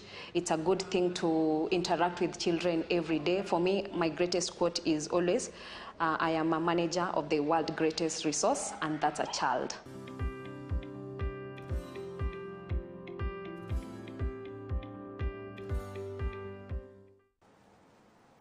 Yes, welcome back, guys. Remember, bado tuko ndani ya The Right Show, and that was Meet the HR. I hope mmesikiza hiyo story ya Mary. Imagine alikuwa anataka kuwa lawyer, okay? Na akaenda shule, but sasa alikuwa anataka kuwa lawyer, but mzazi akasema hata lipia course nyingine kama si teaching. That's the father. Na akaamua, okay, let me just go and do this teaching juu ni mzazi anataka. And most of the time, okay, sometimes it happens like that. Mtu anaenda anafanya course, anakosa passion yake, anarudisha certificate nyumbani, anaambia mzazi there is a certificate, anaenda anafanya chenye anataka. But for Mary, it was different. Like whatever the dad alimchagulia afanye, that is teaching, after kufanya diploma, akafeel, probably naweza wacha, naweza endelea. But the moment aliingia shule, akafunza kidogo, akafeel an impact life za learners, akafeel, it's not a bad thing. Akarudi shule, akafanya bachelor's, okay? Alafu after doing bachelor's, akapata job immediately, alafu akawaka kwa the sector, na akajua ye anapenda kuwork na watoi from a certain age to a particular age. And yani, it is just amazing. The fact that ali discover, despite ile kungangana na dad, hadi alikuwa anasema mimi nitakuwa hata nikuwe shopkeeper, i teaching sifanyi. But bado ali pursue, and now it's her passion. She's teaching. She's a very passionate educator. Na she's even doing her masters right now. No, aweze kuwa better. So if you are there, you're a young person, you're trying to figure out which career path to go for, kuna wenye already wanajuaga. Let me give an example. Kumaliza form 4, like form 4 ndo watu wengi uchagua courses. Ile sasa you break out from ile mzazi alikuwa anakuambia kuwa this, kuwa that, kuwa this. Sasa hapa ni wewe na wewe, okay? Sasa unaanza kufigure out ni course gani naweza fanya, ni gani inaka close to what I'm passionate about, ama ni gani na feel I can spend the rest of my life doing, you know. So from there ndo sasa una pick those particular courses, alafu you go for them. Sawa sawa? So you need to be passionate towards something for you to follow through with it till the end. For Mary, it was a bit different, but alipata passion later. For you, it might be different, but whatever you're passionate about, and it can be a career. Alafu sisi tumesema, it's not always about the white collar jobs, okay? Sisi the blue collars inalipa, like skill, vitu hands-on. People are making some good money. As so long as you're passionate about it. That is the most important thing. That's why if you're choosing a career path to follow, keti chini na you really think about it, you really analyze. Remember, this is something that you will wake up and you'll be doing for the rest of your life. So it's not something that you can freestyle. It's a decision that you have to take very, very, very, very seriously. Okay? Figure out what are your passions. Kama ni music, can you be a music producer for the rest of your life? Kama ni, like, whatever your passion is. If it can align with your career, well and good. If it's a skill, well and good. If you're for the white collar, well and good. But again, remember, you have to be passionate, okay? Whatever it is that you do. So that was very nice insight. Na kama miss your episode, okay? Ya Miss Mary Macharia, enda pale YouTube, MBCI TV official, enda kwa playlist ya Meet the HR, alafu utafute hapo utapata Meet Miss Macharia, Mary, a CBC educator. Then from there you can follow through with that if you want to become an educator, okay? Atawapea insight, and it's very important to at least have an idea of what life looks like for the career that you want to go for. It's easier kukuwa na mentor mwenye asha walk in those shoes, at least anakuguide. Whatever thing you can pick, a thing or two, they can be helpful and they can come in handy for the future that's there to come. So whatever career it is that you're going for, make sure. If you're in a position to get a mentor, if you're in a position to get information about it, and that is why we have Meet the HR for you guys. If you want to venture into something different, kidogo too, you can also do that. It's very important. Whatever passions you have, you cannot don't limit yourself to one. If you have more than one passion, you can pursue. We're seeing very many great people who have been doing more than one thing. Yeye ni leader mahali, akuna shamba mahali, alima kuna mahali. Like, whatever your passions are, if there are more than one, usijilimit kwa kitu moja. Follow as many as you can. Kama ulifanya particular career na una feel uko na calling towards another career, you can also pick it up. And that is why we have Meet the HR for you. Sawa sawa, na tunakujanga on air every Friday from 8:30 p.m. all through till 9 in the p.m. Now repeats on Tuesday from 6:45 p.m. all the way to around 7:15 in the p.m. Unaweza kujifunza more about different careers. They're very, very interesting things, by the way, for you there, okay? Kama uko na sibling amemaliza form 4, anajaribu kujua ni nini nitafanya, labda anapenda vitu tech, lakini hajui ni nini iko kwa tech, Meet the HR has you covered, okay? Sawa sawa. So, before we went on a break, we were talking about not break, we went for Meet the HR. We were talking about emotional expression, okay? Na tukaguzia 5 important tips for you to consider anytime you're expressing yourself emotionally. Tulisema number 1, identify your emotions. What are you feeling, okay? Are you happy? Are you sad? Alafu number 2, use the I statement. Don't generalize that emotion. Sema, we are sad, we are happy, we are angry at each other, no. Jiongele wewe mwenyewe, juu wewe ndo unafaa. Itakusaidia pia na self-awareness. So, use the I statements, alafu be specific, okay? Describe that emotion. Be specific as possible. So, yakulizwa, how are you feeling today? I'm good. Good is not an emotion. Sema, I am happy, I am sad, I am upset, I'm angry. Describe, be specific with that particular emotion, okay? Na pia, use nonverbal cues. Pay attention to your body language, that is facial expressions, nini, na pia za uo mwingine mwenye una communicate na yeye. Usiko ukiongelesha mtu express emotions unamkasirisha, okay? Na pia number 5, practice active listening. Listen attentively, na si ile ya kusikiza hivyo ati iende kikipitanga na hewa, no?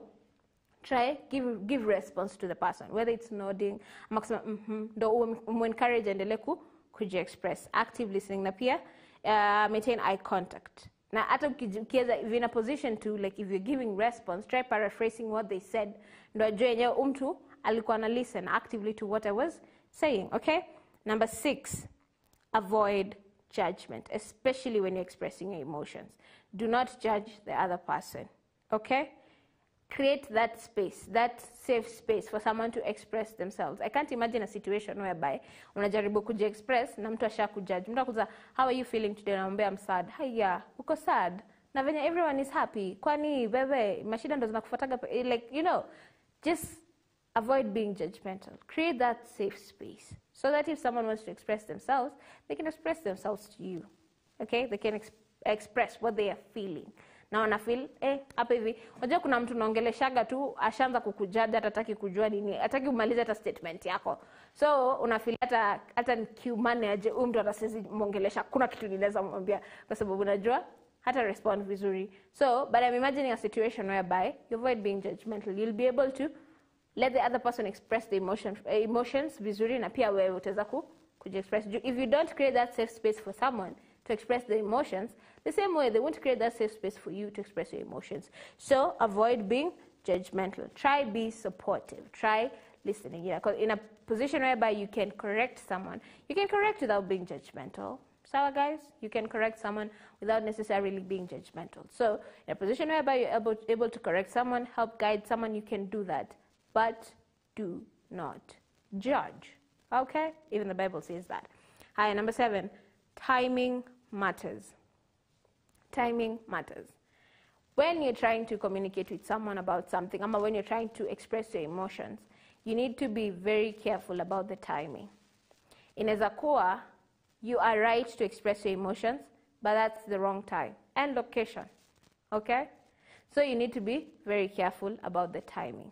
I'm imagining a situation whereby mmetoka kukorofishana na mtu, hata hujampea time relax, unataka kuexpress emotions zako za anger at that particular moment.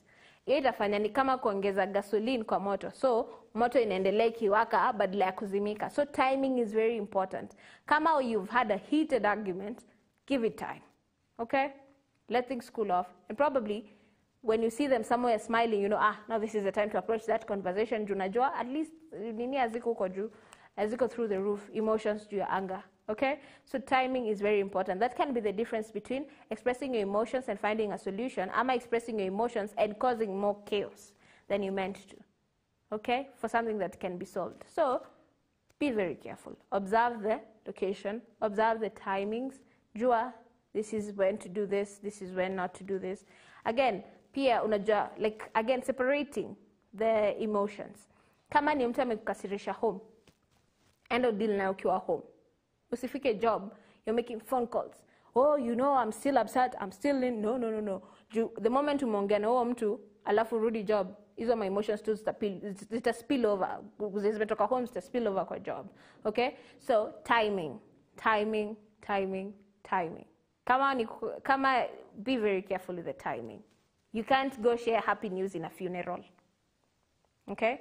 You need people kwanza relax kwa your funeral. Like, there's time for everything. There's time to share. Like, be careful with the timing when it comes to expressing emotions. You might cause an emotional havoc by expressing emotions in the wrong times. So be very careful. Na pia avoid sharing sensitive topics in particular environments. Kuna environments hufai kuongelea vitu kadhaa. Kuna environments hufai express emotions in a particular way. So be very careful about that. Okay? Number 8, use feeling words. Okay? Use feeling words. Same way nimewambia. Like, unauliza mtu, how are you feeling today? Anakwambia good. Good is not a feeling word. Good is not a feeling word. Kuna hizo words zenye za kwanga very specific when describing your emotions. Kuna, I feel happy, I feel frustrated, I feel sad, I feel excited. Zina convey the exact particular feeling.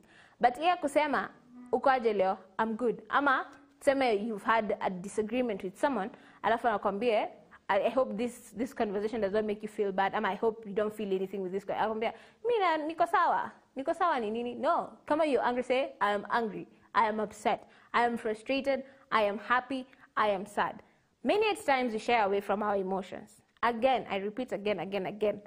Human beings, we are emotional beings. We can't separate ourselves from emotions. Sometimes it just happens. Okay? You can't stop yourself from feeling happy. Umeletewa present na mama yako ama baba yako. You will be happy. Okay? Sawa? Inatoa kukuch kidole, like yule tumbo na gongo na fani chakale nini kadogo. You'll feel pain and maybe it'll even make you sad. So, make sure you are use the feeling words. Don't generalize it to, I am good, I am okay. Iyo tulisema ni boundary unaweka. Make it known how you're feeling.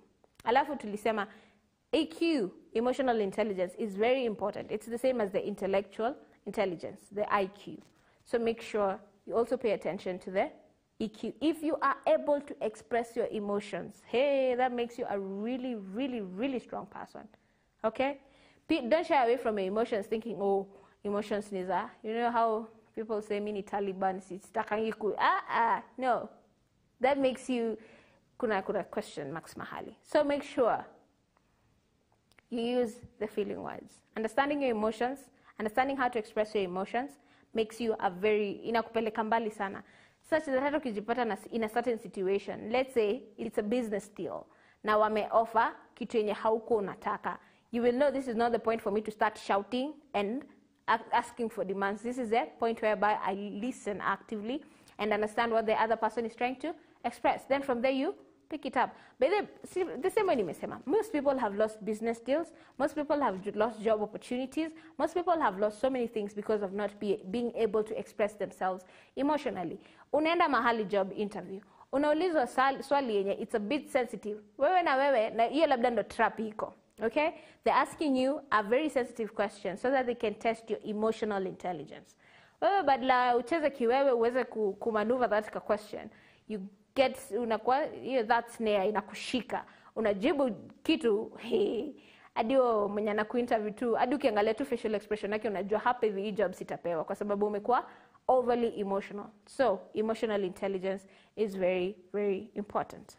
So use feeling words, okay, such as happy, frustrated, sad, excited, ndio uweze ku clearly convey what exactly it is that you're feeling. Alafu pia inasaidia na communication. Okay? In a case whereby unatumia vague words kama I am good, I am fine, I am okay, mtu haezi jua clearly what you're trying to communicate.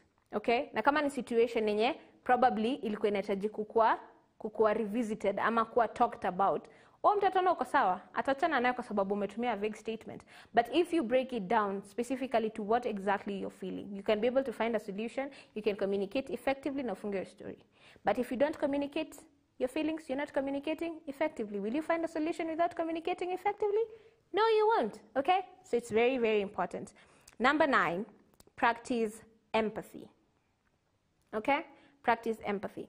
I know empathy is a bit tricky for most people. Empathy ni ile, like putting yourself in another person's shoes so that you can understand where they're coming from, ama why they're reacting in a particular way. The reason I'm saying empathy is sometimes dangerous kwa sababu hiyo ndio inafanyanga watu wengi wanakuwa susceptible to things like scammers. Naambianga wewe hakuna huruma ni town pale Nairobi, you know, kwa sababu wanasema the moment you become an empath, ukiweka yourself in other people's shoes, most of the time you forget your own. Sawa? But again, it's very important. As much as tunakuwa discouraged kwa empaths, kuna not all situations utakosa kuwa empath. Okay? Put yourself in another person's shoes. The way you're expressing your emotions to them, is that the way you would want someone to express their emotions to you? And if it's not, that's not the way, then don't do it like that. Do it the way you expect someone to do it. Kama mtu amekukasirisha, kuna venye unaweza taka mtu akuapproach akwambie hapa na hapa na hapa, I didn't like how things go. Si ile kujanza kwambia wewe sijui nini kichwa yako usikiange vizuri. No, that's not how you would want someone to correct you. Same way, hata wewe ukienda kucorrect mtu mwingine, do it the way you would want it to be done unto you. That is where tunasema practice empathy. Sawa sawa? So make sure you practice empathy even when expressing your emotions. Doesn't matter if you're angry, doesn't matter if you're frustrated, doesn't matter if you're disappointed, doesn't matter the feeling that you're having. But put yourself in the other person's shoe. How would you like particular emotions expressed to you? Sawa sawa? And from that you'll understand that I need to take it slow. Well, talking about a particular thing, if I need to take a certain angle when expressing a particular emotion, I need to be more sensitive to while talking about a particular thing while expressing my emotions, okay? So that is number 9. Na pia itakusaidia pia kuwa more compassionate towards other people. Usikuwe mgumu kila wakati, okay? Number 10, seek constructive outlets. Okay? Seek constructive outlets. I'm sorry to say, but for most people, unajipata you can't express your emotions in the right way. Unajipata unaenda ku follow the wrong path when it comes to expressing your emotions. That is why young people, unfortunately, we end up getting into things like drugs, getting into things like alcohol abuse, because we're not able to what we do, we suppress. You're feeling a certain emotion, you won't express it, unachana tuna una suppress. Unless I say the outlet is something that's not good. Okay? Unaenda ku let out. in a negative way. And the thing is, your outlet unafikiria ni mzuri, it doesn't let anything out. Inachanga tu inabaki hapo. The moment you come back to your normal self, uko like, it's still there, it's not gone. So you keep on doing that thing, alafu it becomes a behavior that you keep on doing, but nothing is changing kwa sababu you're not letting it out in the right way. So find a very, very constructive way to let it out. You can try drawing.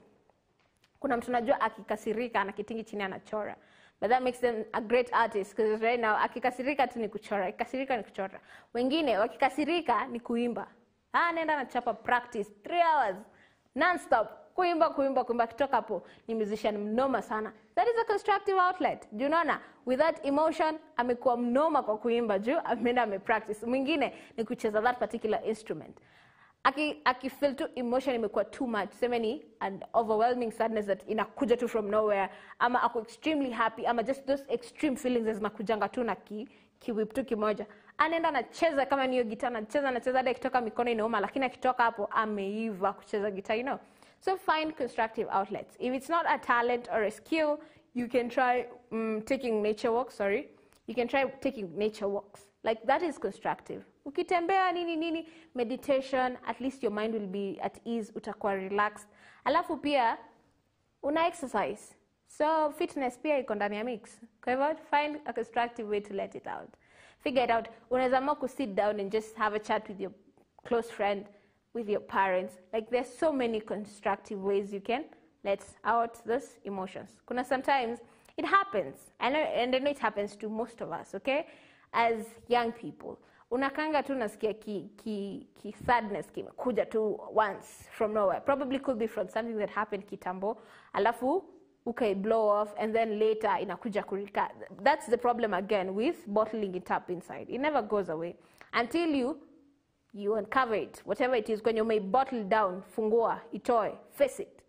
If it's that sadness, face it. Feel sad, cry, lia kabisa, wacha ishi itoke. But the moment you bottle it up inside, no, ukose kui-express, ama kui-let out. You know, na tumesema kui-let out ni in those constructive ways, which are so many. That one thing that you love doing, that one thing that gets your mind off things. Na uwezi kosa, najua kuna tunasemanga, mimi hata talent sina, I don't even have a skill, These abilities are things that you can learn to do, things that you probably have grown up loving, things that you probably find fascinating, that you can do as an outlet, okay?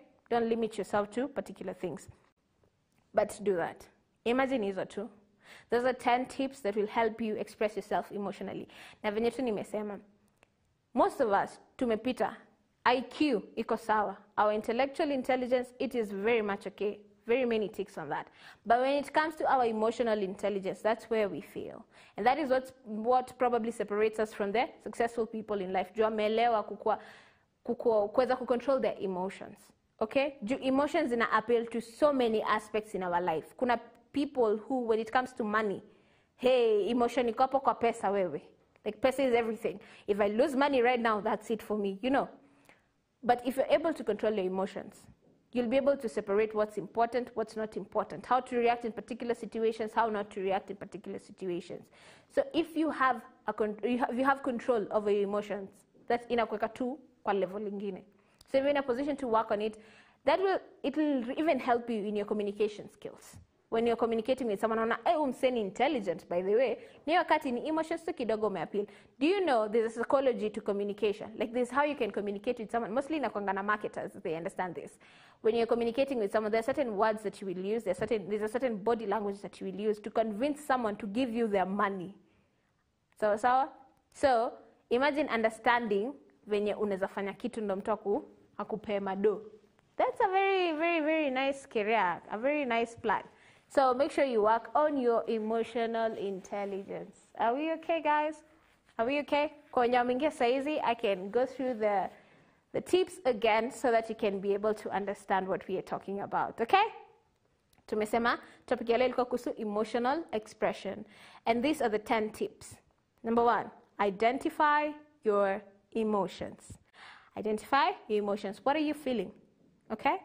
Number 2, use I statements. Don't generalize, usiweke emotions za mtu mwingine kwa mix yako. Wewe sema chenye una feel. Achana na ya mwingine. Focus on what you're feeling and then express it, okay? Number 3, be specific. Describe it. Describe that feeling you're feeling. Na ukuwe specific. Kama ni kukasirika, I am upset. Kama ni furaha, I am happy. Kama ni whatever the feeling is, make sure you do that, okay? Number 4, use non-verbal cues, okay?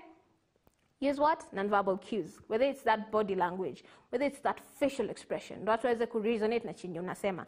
Alafu, do you know, the non-verbal cues are much more powerful than the verbal communication bit of it. Juu mtu ata focus on chenye unasema.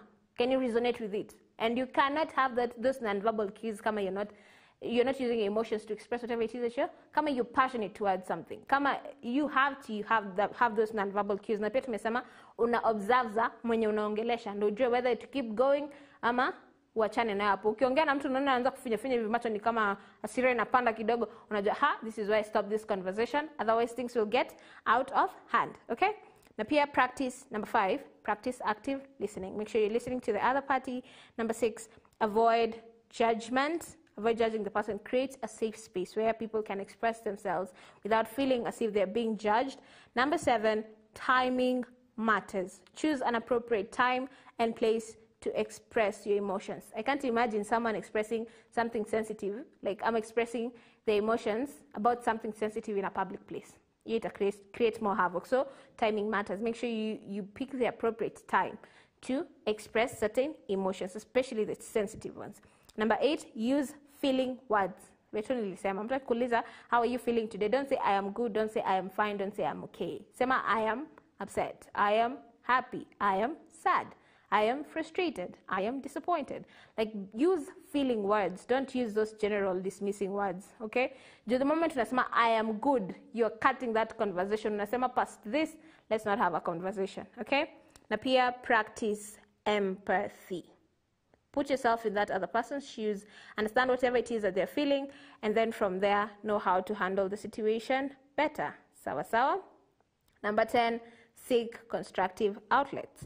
Whether it's singing, whether it's drawing, whether it's a physical activity, wenye anapenda kwenda gym, whether, unajua kuna mtu nilisikia kikasirika anaendanga gym, anashinda tu kwa strength training, anainua machuma. That is very constructive. Bora tu usiinue chuma excess, alafu ikuumize mgongo, ushinde kutoka gym na ushinde kutembea and go on your way. So, yeah, make sure you also do it na be very careful here with that. Okay? So those are the 10 tips for emotional expression. And I'll repeat again and I'll say, most of us took us our IQ, okay? Our intellectual intelligence is okay. But our EQ, emotional intelligence, is a bit wanting. And we can be able to hack that, we will go places. Okay? Sawa sawa? Probably what is stopping you from getting that job kwa job interview ni EQ yako. Unakuwa tu emotional na kaswali fulani, unajibu boss anakuangalia like, hey, huyu ndo employee wangu kweli? So be careful, okay? So those are the 10 tips. I hope you're going to use them, okay, in whatever is to come in the future. And I'm hoping that they will help you. Practice them. Use them in your day-to-day life. Itakusaidia kuchange interactions zako na watu. You'll notice that change, okay, in how you deal with particular things. So, Johnny, in this particular place, I'm a situation, I'm supposed to express myself in this particular way. Sawa sawa? And I'll leave you with a quote when it comes to emotions. Inasema, emotions are like waves. You can't stop them from coming, but you can choose which ones to surf. Okay? Emotions are like waves. Tunajua waves za maji ama za ocean. Lake inakuanga na waves. I think so. Kuna zile zinakuanga nazo. Lakes pia zinakuanga na waves. You can't stop them from kukuja. Okay? You can't stop emotions. Hawezi sema, says, I won't feel sad, I won't feel sad, I won't feel sad, and probably something bad has happened. Ama sema, I don't want to feel happy, na hiyo wakati umesurprise na a box of chocolates and flowers. Valentine's, hello. So you can't stop them from coming, but you can choose which ones to surf. Unaona venye wave inakujanga, sijui venye unajua surfing. It's okay. Is there surfing in Kenya? Haya, wacha ni explain hivi. Surfing ni kuna hii board itakuwa ngumu ku-explain. But surfers, najua wenye wamewatch movies wanajua what I'm saying, okay? So, kusurf ni like unaenda na rhythm ya wave. Sawa sawa? So, emotions are like waves. Emotion itakuja kama hiyo wave ya sea. Hawezi stop kukuja. You can't stop the waves in the sea from coming, okay? But you can choose which ones to surf. For emotions zenye hauwezi take zote in all at once. For the wave that you cannot stop from hitting, unaweza surf nayo, okay? And surfing unaendanga na rhythm ya wave venye haita kubeba. Sawa sawa? So emotion isikubebe. Jifunze kusurf that emotion until ukwe sawa. Okay? So that's it for the topic today. I hope you're going to implement it. I hope you're going to use it in your everyday life. Kwa wale wa careers, I hope you have learned something from Miss Mary. If you want to be a teacher, probably go high school bado, ama probably you're out of school and you're trying to figure out which path to take, ama probably you've taken a path and you feel, ini kama tricky kidogo and I'm trying to figure out what my passion is. I'm feel uko na passion towards education kidogo. You don't know what to do, okay? Never give up on your passion. Doesn't matter how long it takes. What matters is that you get to it. There's a certain story I heard of from the owner of KFC, Kentucky Fried Chicken. But yeah, Kentucky Fried Chicken, the owner of KFC, alianza hiyo franchise in akiwa 65 years old. Hiyo ni prime ya miaka huko yenye hata you're probably not supposed to be thinking about business. You're probably sitting at home thinking about eating your retirement money. Like, unaona, you see, Temenyanez expect someone to start a big business. And it's a big franchise business. Iko almost, I think, all continents. Adi Africa, adi Kenya, I'm sure all of you know of KFC, right? So, it's never too late for you. Whatever your passion is, it's never too late. It doesn't, kwenye umeiweka kwa shelf, ebu itoe, dust it up, and get ready to work on it. And the time is now. Don't overplan, don't overanalyze, don't do all that. Just now, here and now. Start working on it, and then God will guide you through on how, alafu in everything, whatever your plans are, commit them to God. Okay? You might want it to work, you might have the will, lakini you need the strength from God to keep on pushing it. Consistency tena inakuanga tricky na persistence. You spoke on a God kitaumana. Wacha tukwambie kweli kitaumana. So whatever your plans are, commit them to God. Alafu he will guide you step by step on how to go about it. Leave it all to God. Lakini pia you play your part. Usiseme nimeacha like You also have your part to play. So make sure you're playing your part and pia talk to God about it, and he'll help you. He'll help guide you towards the direction that you need to take. So it's never too late for you. Whatever career path, whatever it is, whatever plan it is that you have, it's not too late for you. Avoid procrastination. Avoid keeping it on hold. Wherever you are. Alafu, there's also a quote I saw this week, and I thought it was really insightful, okay? Don't wait to be great to start. Okay? Don't wait to be great to start. Most of us unataka kuwa perfect at something ndo uanze. Hapana, anza ukiwa hivyo venye uko. The more you keep on doing it, the more you'll become perfect. But ukisema, wacha tu nikuwe tu mnoma alafu hapa kuna, it won't happen like that. Because through doing it over and over again and failing and understanding where you're going wrong, that's when you'll become perfect. But the moment unasema, wacha kwanza niive, unaiva aje na uifanyi, surely, hata wewe. You need to do it so that you can understand where you're going wrong, you can rectify, you can make mistakes, you can fail, you can fall, you can stand up again. That is how you'll become great. So don't wait to be great to start. Start now, wherever you are. Chenye uko nacho. Kama ni hiyo YouTube channel, uko na simu ya Android, anza na hiyo Android, okay? Record nayo, mafanya makosa, weka kwenye kuna lighting, kwa mweusi kwa hiyo video. You will keep on learning, you'll keep on falling, you'll keep on failing, you'll keep on rectifying, you'll keep on standing up, you'll keep on going, and you'll become better. Okay? So don't wait to be great to start. Start wherever you are right now. Na pia, work on your emotional intelligence. If you have access to a book on emotional intelligence, read it. That is probably something that we haven't learned. Ini kitu yenye utajifunza outside. Na kabla dunia ikufunze kuhusu emotional expression. Si ujifunze tu. Si ujitole tu ujifunze. Dunia isikufunze. Na hizo tips zenye nimekupea zitakusaidia mahali. So with those tips, and if you have resources like online ziko mingi, hizo ebooks, find a book on emotional intelligence, read it. If you feel you have a problem with self-awareness and self-expression, especially when it comes to emotions, labda when ule mtu una blowigi up something small, ka emotion kadogo kana kuchokoza, una blow up, mtu anakuza huyo nini alifanywa, ati ni sweet tu alinyang'anywa. Like, haya, sweet ndio imefanya apigane hivyo, surely. You know, so if you get to understand your emotions, you're going to become a bigger person. You're going to become a greater person. Unajua, and in a situation like this, I'm supposed to react like this. Kunyang'anya sweet si kitu ya kupigana mangumi. Kufanywa hivi si kitu ya explode over nothing, you know. You'll be able to understand how to place those emotions in the right way. Ujue hapa, okay, ni sawa.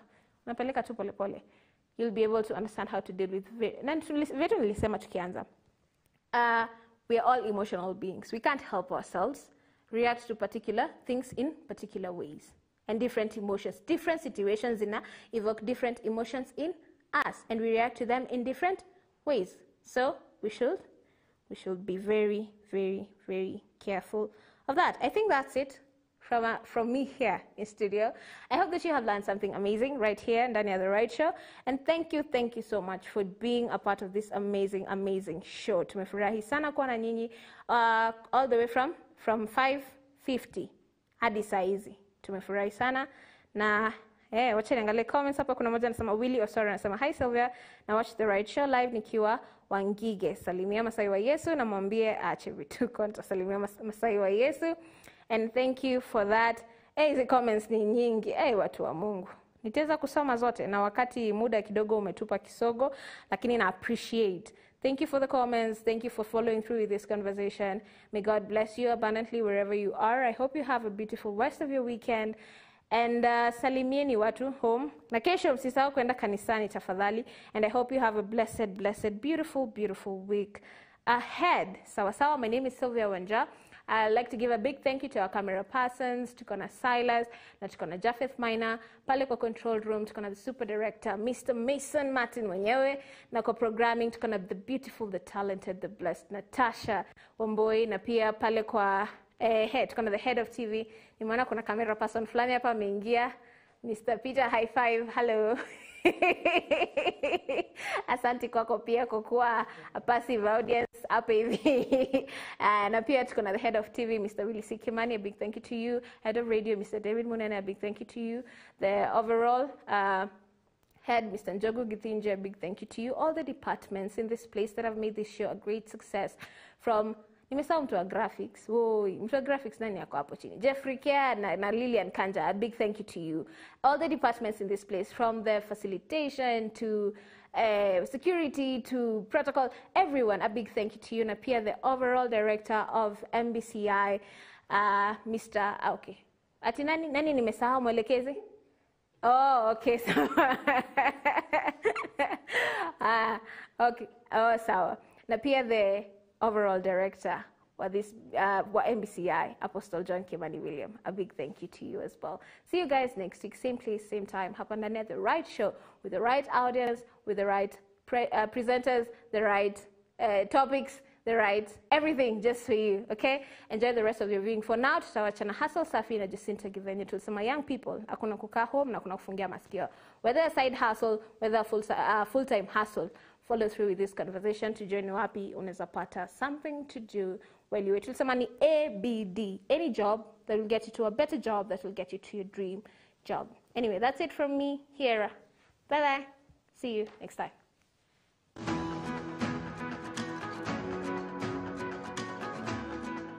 Yes guys, karibuni tena ndani ya Hustle Safi, where we make your money work for you. Kumbuka kwa Hustle Safi ni easy tips ambazo mwenyewe unaweza kuapply. Unaweza kuwa ni mwanaume, inaweza kuwa ni mwanamke, inaweza kuwa ni mtu mkongwe, inaweza kuwa ni kijana. Unajua pale campus watu hutafuta pesa sana. Leo tutakuwa tukizungumza kuhusu biashara ya chakula. Yes. Sumewahi kula kwa kibanda? Food za kibanda zinakuanga aje? Zinakuanga poa.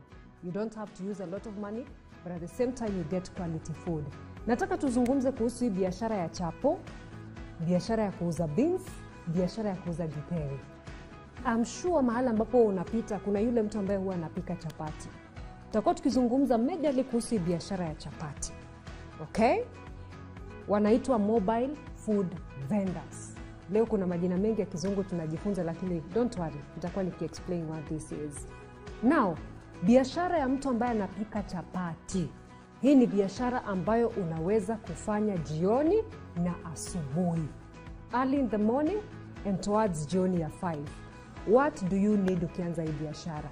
You need as little as 1,000 shillings. In fact, 1,000 shillings ni a lot of money. Because utahitaji nini? Wewe unajua wakati ambapo unapika chapati kwako, maybe mifuko kama 2 ya chapati ya unga, okay? You need around 2 packets of flour. Alafu utahitaji of course pan, utahitaji rolling pin na utahitaji meza nzuri na hot pot ambapo utakuweka chapati, ama tunaweza kusema hata ni zile plastic ndooz ambazo unaweza kuweka chapati yako. Msikilizaji, hii ni biashara ambayo inahitaji vitu vitatu. Number 1, hygiene. Kuwa ni mtu ambaye ni msafi sana, okay? Number 2, hard working. Kuwa ni mtu ambaye ako na bidii, because unajua jinsi ambavyo unaenda ukipata customers mob, itakurequire pia ukue a bit fast on the rolling and cooking. And number 3, always ensure unakuwa ni mtu ambaye ni loyal to the customers, and please, please, please, please, customer service is very important. When unazungumza na watu wako, wanaweza kuenda kabisa wasirudi ama wanaweza kurudi. And I have a bonus tip. Number 4, that is wakati sijui kama umeenda kulipa 20 bob alafu chapati ambayo unapewa ni karatasi. Yes, it happens a lot. Tafadhali, value for money. Hata kama chapati yako itakuwa 20 bob, wacha iwe ni chapati ambayo inaonekana ina uzito wake, okay? Wewe jua tu jinsi ambavyo unacheza na pricing. Kama unauza chapati 30 bob, wacha kusema kweli mtu akikula hii chapati aseme, "Ai, hata kama nimelipa 30 bob, hii ni chapati gani? Ni chapati nzuri." Kumbuka sisi ni Wakenya. Huwezi kutudanganya na chakula. Ukitucheza tu hivi na hizo pesa zenye una price vitu zako, sisi hatutakuja tena. So, please be very mindful of the pricing with the good that you give. Tumesema hii ni biashara ambayo inategemea sana mtu mwenye anakuja jioni au yule mwenye anakuja asubuhi, okay? Now, tunaanza na chapati, okay?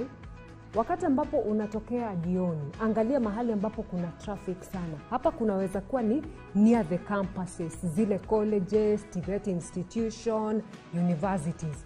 Hapo kuna wanafunzi wengi sana. Kuna watu wengi ambao wanatokea shule jioni. And as we all know, mwanafunzi ni mtu ambaye ako na njaa. Hata unaweza target around also high schools and primary schools. Hao watoto watakuwa kinunua vitu kutoka kwako, so you are assured that you will have a customer without failure. And also, unaweza kutarget around hospitals, around these public institutions, also maybe the buildings za serikali. Hapa you are aware that kuna traffic, kuna watu wengi ambao wanatokea jioni. Na last but not least, barabarani, okay? Lakini usiwe karibu sana na barabara. Hapa kuna watu wengi wanapita kutoka jioni, utauza chapati zako. Weka meza yako nzuri sana pale. Kuna jiko ambayo unaweza kutumia. Pika chapati yako. Na preferably naonanga watu wakipenda hizi jiko ambazo ni a bit big because unaweka makaa, alafu haitaisha makaa anytime soon. Weka chapati yako pale, pika, uza. Kuwa na mtu ambaye anakusaidia. If at all you know you are not a bit quick, okay? Lakini kama you are okay, uko quick on your own, uza chapati yako. Wakati ambapo unauza chapati, tafadhali, please, please, please. Also the way you package your good, it matters a lot. Kuwa na zile, siku hizi naona tunatumia some brown papers ambazo wana wrap chapati, alafu unapea customer wako. Hizi brown papers, they are so cheap. Hizi ni zile ambazo watu wanatumia kucover books. So unazijua hizo? Yeah, you can get them for as cheap as 20 bob, 30 bob. Wrap chapatis, and I think you can only use 2 of them because huwa zinakuwa ni papers kubwa sana, the brown ones. Wrap your chapati for the customer, sell chapati. Na siku hizi jua watu hawafanyi tu cash transfer, pia wanafanya mobile transfers. That is something to keep in mind. Hii biashara pia, other than jioni, unaweza kuifanya asubuhi. Na asubuhi unaweza kuibadilisha pia na mandazi. Angalia, watu wao wanapenda nini asubuhi? Probably mandazi, because mtu anataka kubadilisha. Asubuhi unaweza amua, nitakuwa nikiamka as early as 5. I see in a place penye ni estate kubwa ina watu wengi. And especially mahasla kama mimi na wewe. Asubuhi na mapema ya 5, mahala ambapo mimi nimepita nikitoka nikienda kazi, huwa naona yule jamaa ambaye anapika mandazi anakuanga set by 5, okay? 5 AM that is. Weka meza yako vizuri, weka ile plastic tin and make sure that uko na mafuta ya kutosha. Unga, unaweza kuhitaji mifuko kama 3 tu at most. Pika mandazi and make sure msikilizaji, mandazi ambayo unapika ni quality mandazi. Kaa utauza 10 bob. Kwa mandazi wanaona watu wa waruki bei. It's always at most 10 bob. Iwe ni mandazi ambayo ni nzuri. Uzia customers wako. So 5 AM, by the time unaanza kupika mandazi is a bit fast than chapati. But also know with mandazi inahitaji mafuta inakuwa imechemka vizuri. Hence, that is why you wake up as early as 5. Weka meza mahala ambapo watu wanakuona. Usiende kujificha. Hii ni asubuhi, everybody is quite keen on their safety. So lazima uko kwa barabara na mahala ambapo kuna taa ambazo zinamulika vizuri. And mind your security, by the way. Hii hapa ndo unaweza amsha hadi mume wako kama you are a lady. Twende tuuze nini? Tuuze mandazi. But mostly nanga ni men wanafanya hii kazi ya kuuza mandazi asubuhi, okay? Uza mandazi yako and you're done. By 6:30 you're done. you go to your normal job. Kama ni mtu wa ofisi, unaenda ofisini. So you see, this is a good side hustle business. Watu wanaendaga job by 8. Amka asubuhi, pika mandazi, kuwa mandazi man or woman in the morning. Alafu from 8 to 5 unafanya job yako. Maybe you sell medicine, you're a pharmacist. Wewe unafanya kazi kwa ofisi za gava. Wewe ni wewe ni mfanyabiashara. This is a good business, is a good way of making money, okay? Turudi pale jioni. Okay? Unauza chapati. Ukiuza chapati yako, kuna watu ambao utarealize wanataka maharagwe ambayo imechemshwa. You can start selling maharagwe ambayo imechemshwa. You put it in a tin. Onanga wanapendanga hizi see-through tins. Weka maharagwe ambayo yamechemshwa vizuri, alafu unaweza kupika pia ndengu. Weka pale, umechemsha vizuri. People will take it. Githeri. Yes. Chakula ambacho watu wanapenda sana. Put it in a see-through tin, sell it to your people. Your business is growing. At first unaweza kuanza ukiwa mahali in an open space, but jinsi ambavyo unaenda ukiongeza wateja, you can even rent a kibanda. Yeah. Kuna watu ambao huwa wanafanya kazi zao za kawaida from asubuhi ya 8 to 5, alafu anafunga hiyo mtumba yake anaenda nyumbani. Unaweza kodisha hiyo place penye huwa anatumia kuuza zile nguo zake. Mwambie jioni ningependa sana to rent so that I can be selling my chapatis and kina cereals from here, okay? Equally, unaweza kuchukua ka space kadogo tu ka kibanda ambako utakuwa ukitumia jioni. Lakini wewe tafuta mtu ambaye atakuwa akikodisha mchana. You see, you're making more profit because you're only using it jioni. Kuna mtu ambaye unakodisha during the day. Msikilizaji, hii biashara pia ya mandazi asubuhi, unaweza kuleta kibuyu cha maziwa ambacho unaweka pale.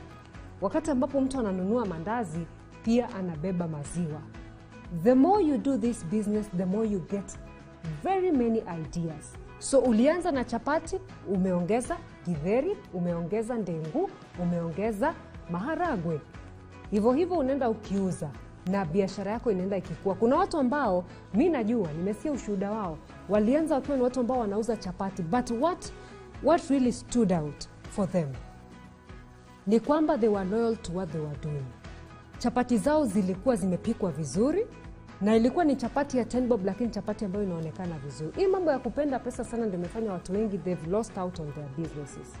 I go to a mama who sells their chapati. Itakadi 25 bob. It's a big chapati, it's a heavy chapati. With this business utaenda ugrow hadi ukue na kibanda, and equally utaenda ukue na kitu ambacho kinaitwa nini? Hoteli yako. Start small, you will get there. With a business, it's all about vision. So with as little as 1,000 shillings, you have started the biashara ya kuuza chapati jioni na maharagwe and the rest, and asubuhi unauza mandazi yako na maziwa pale. Kumbuka ni ndani ya Hustle Safi, where we make your money work for you. I'm yours, Jacinta Ipenya. Until next time.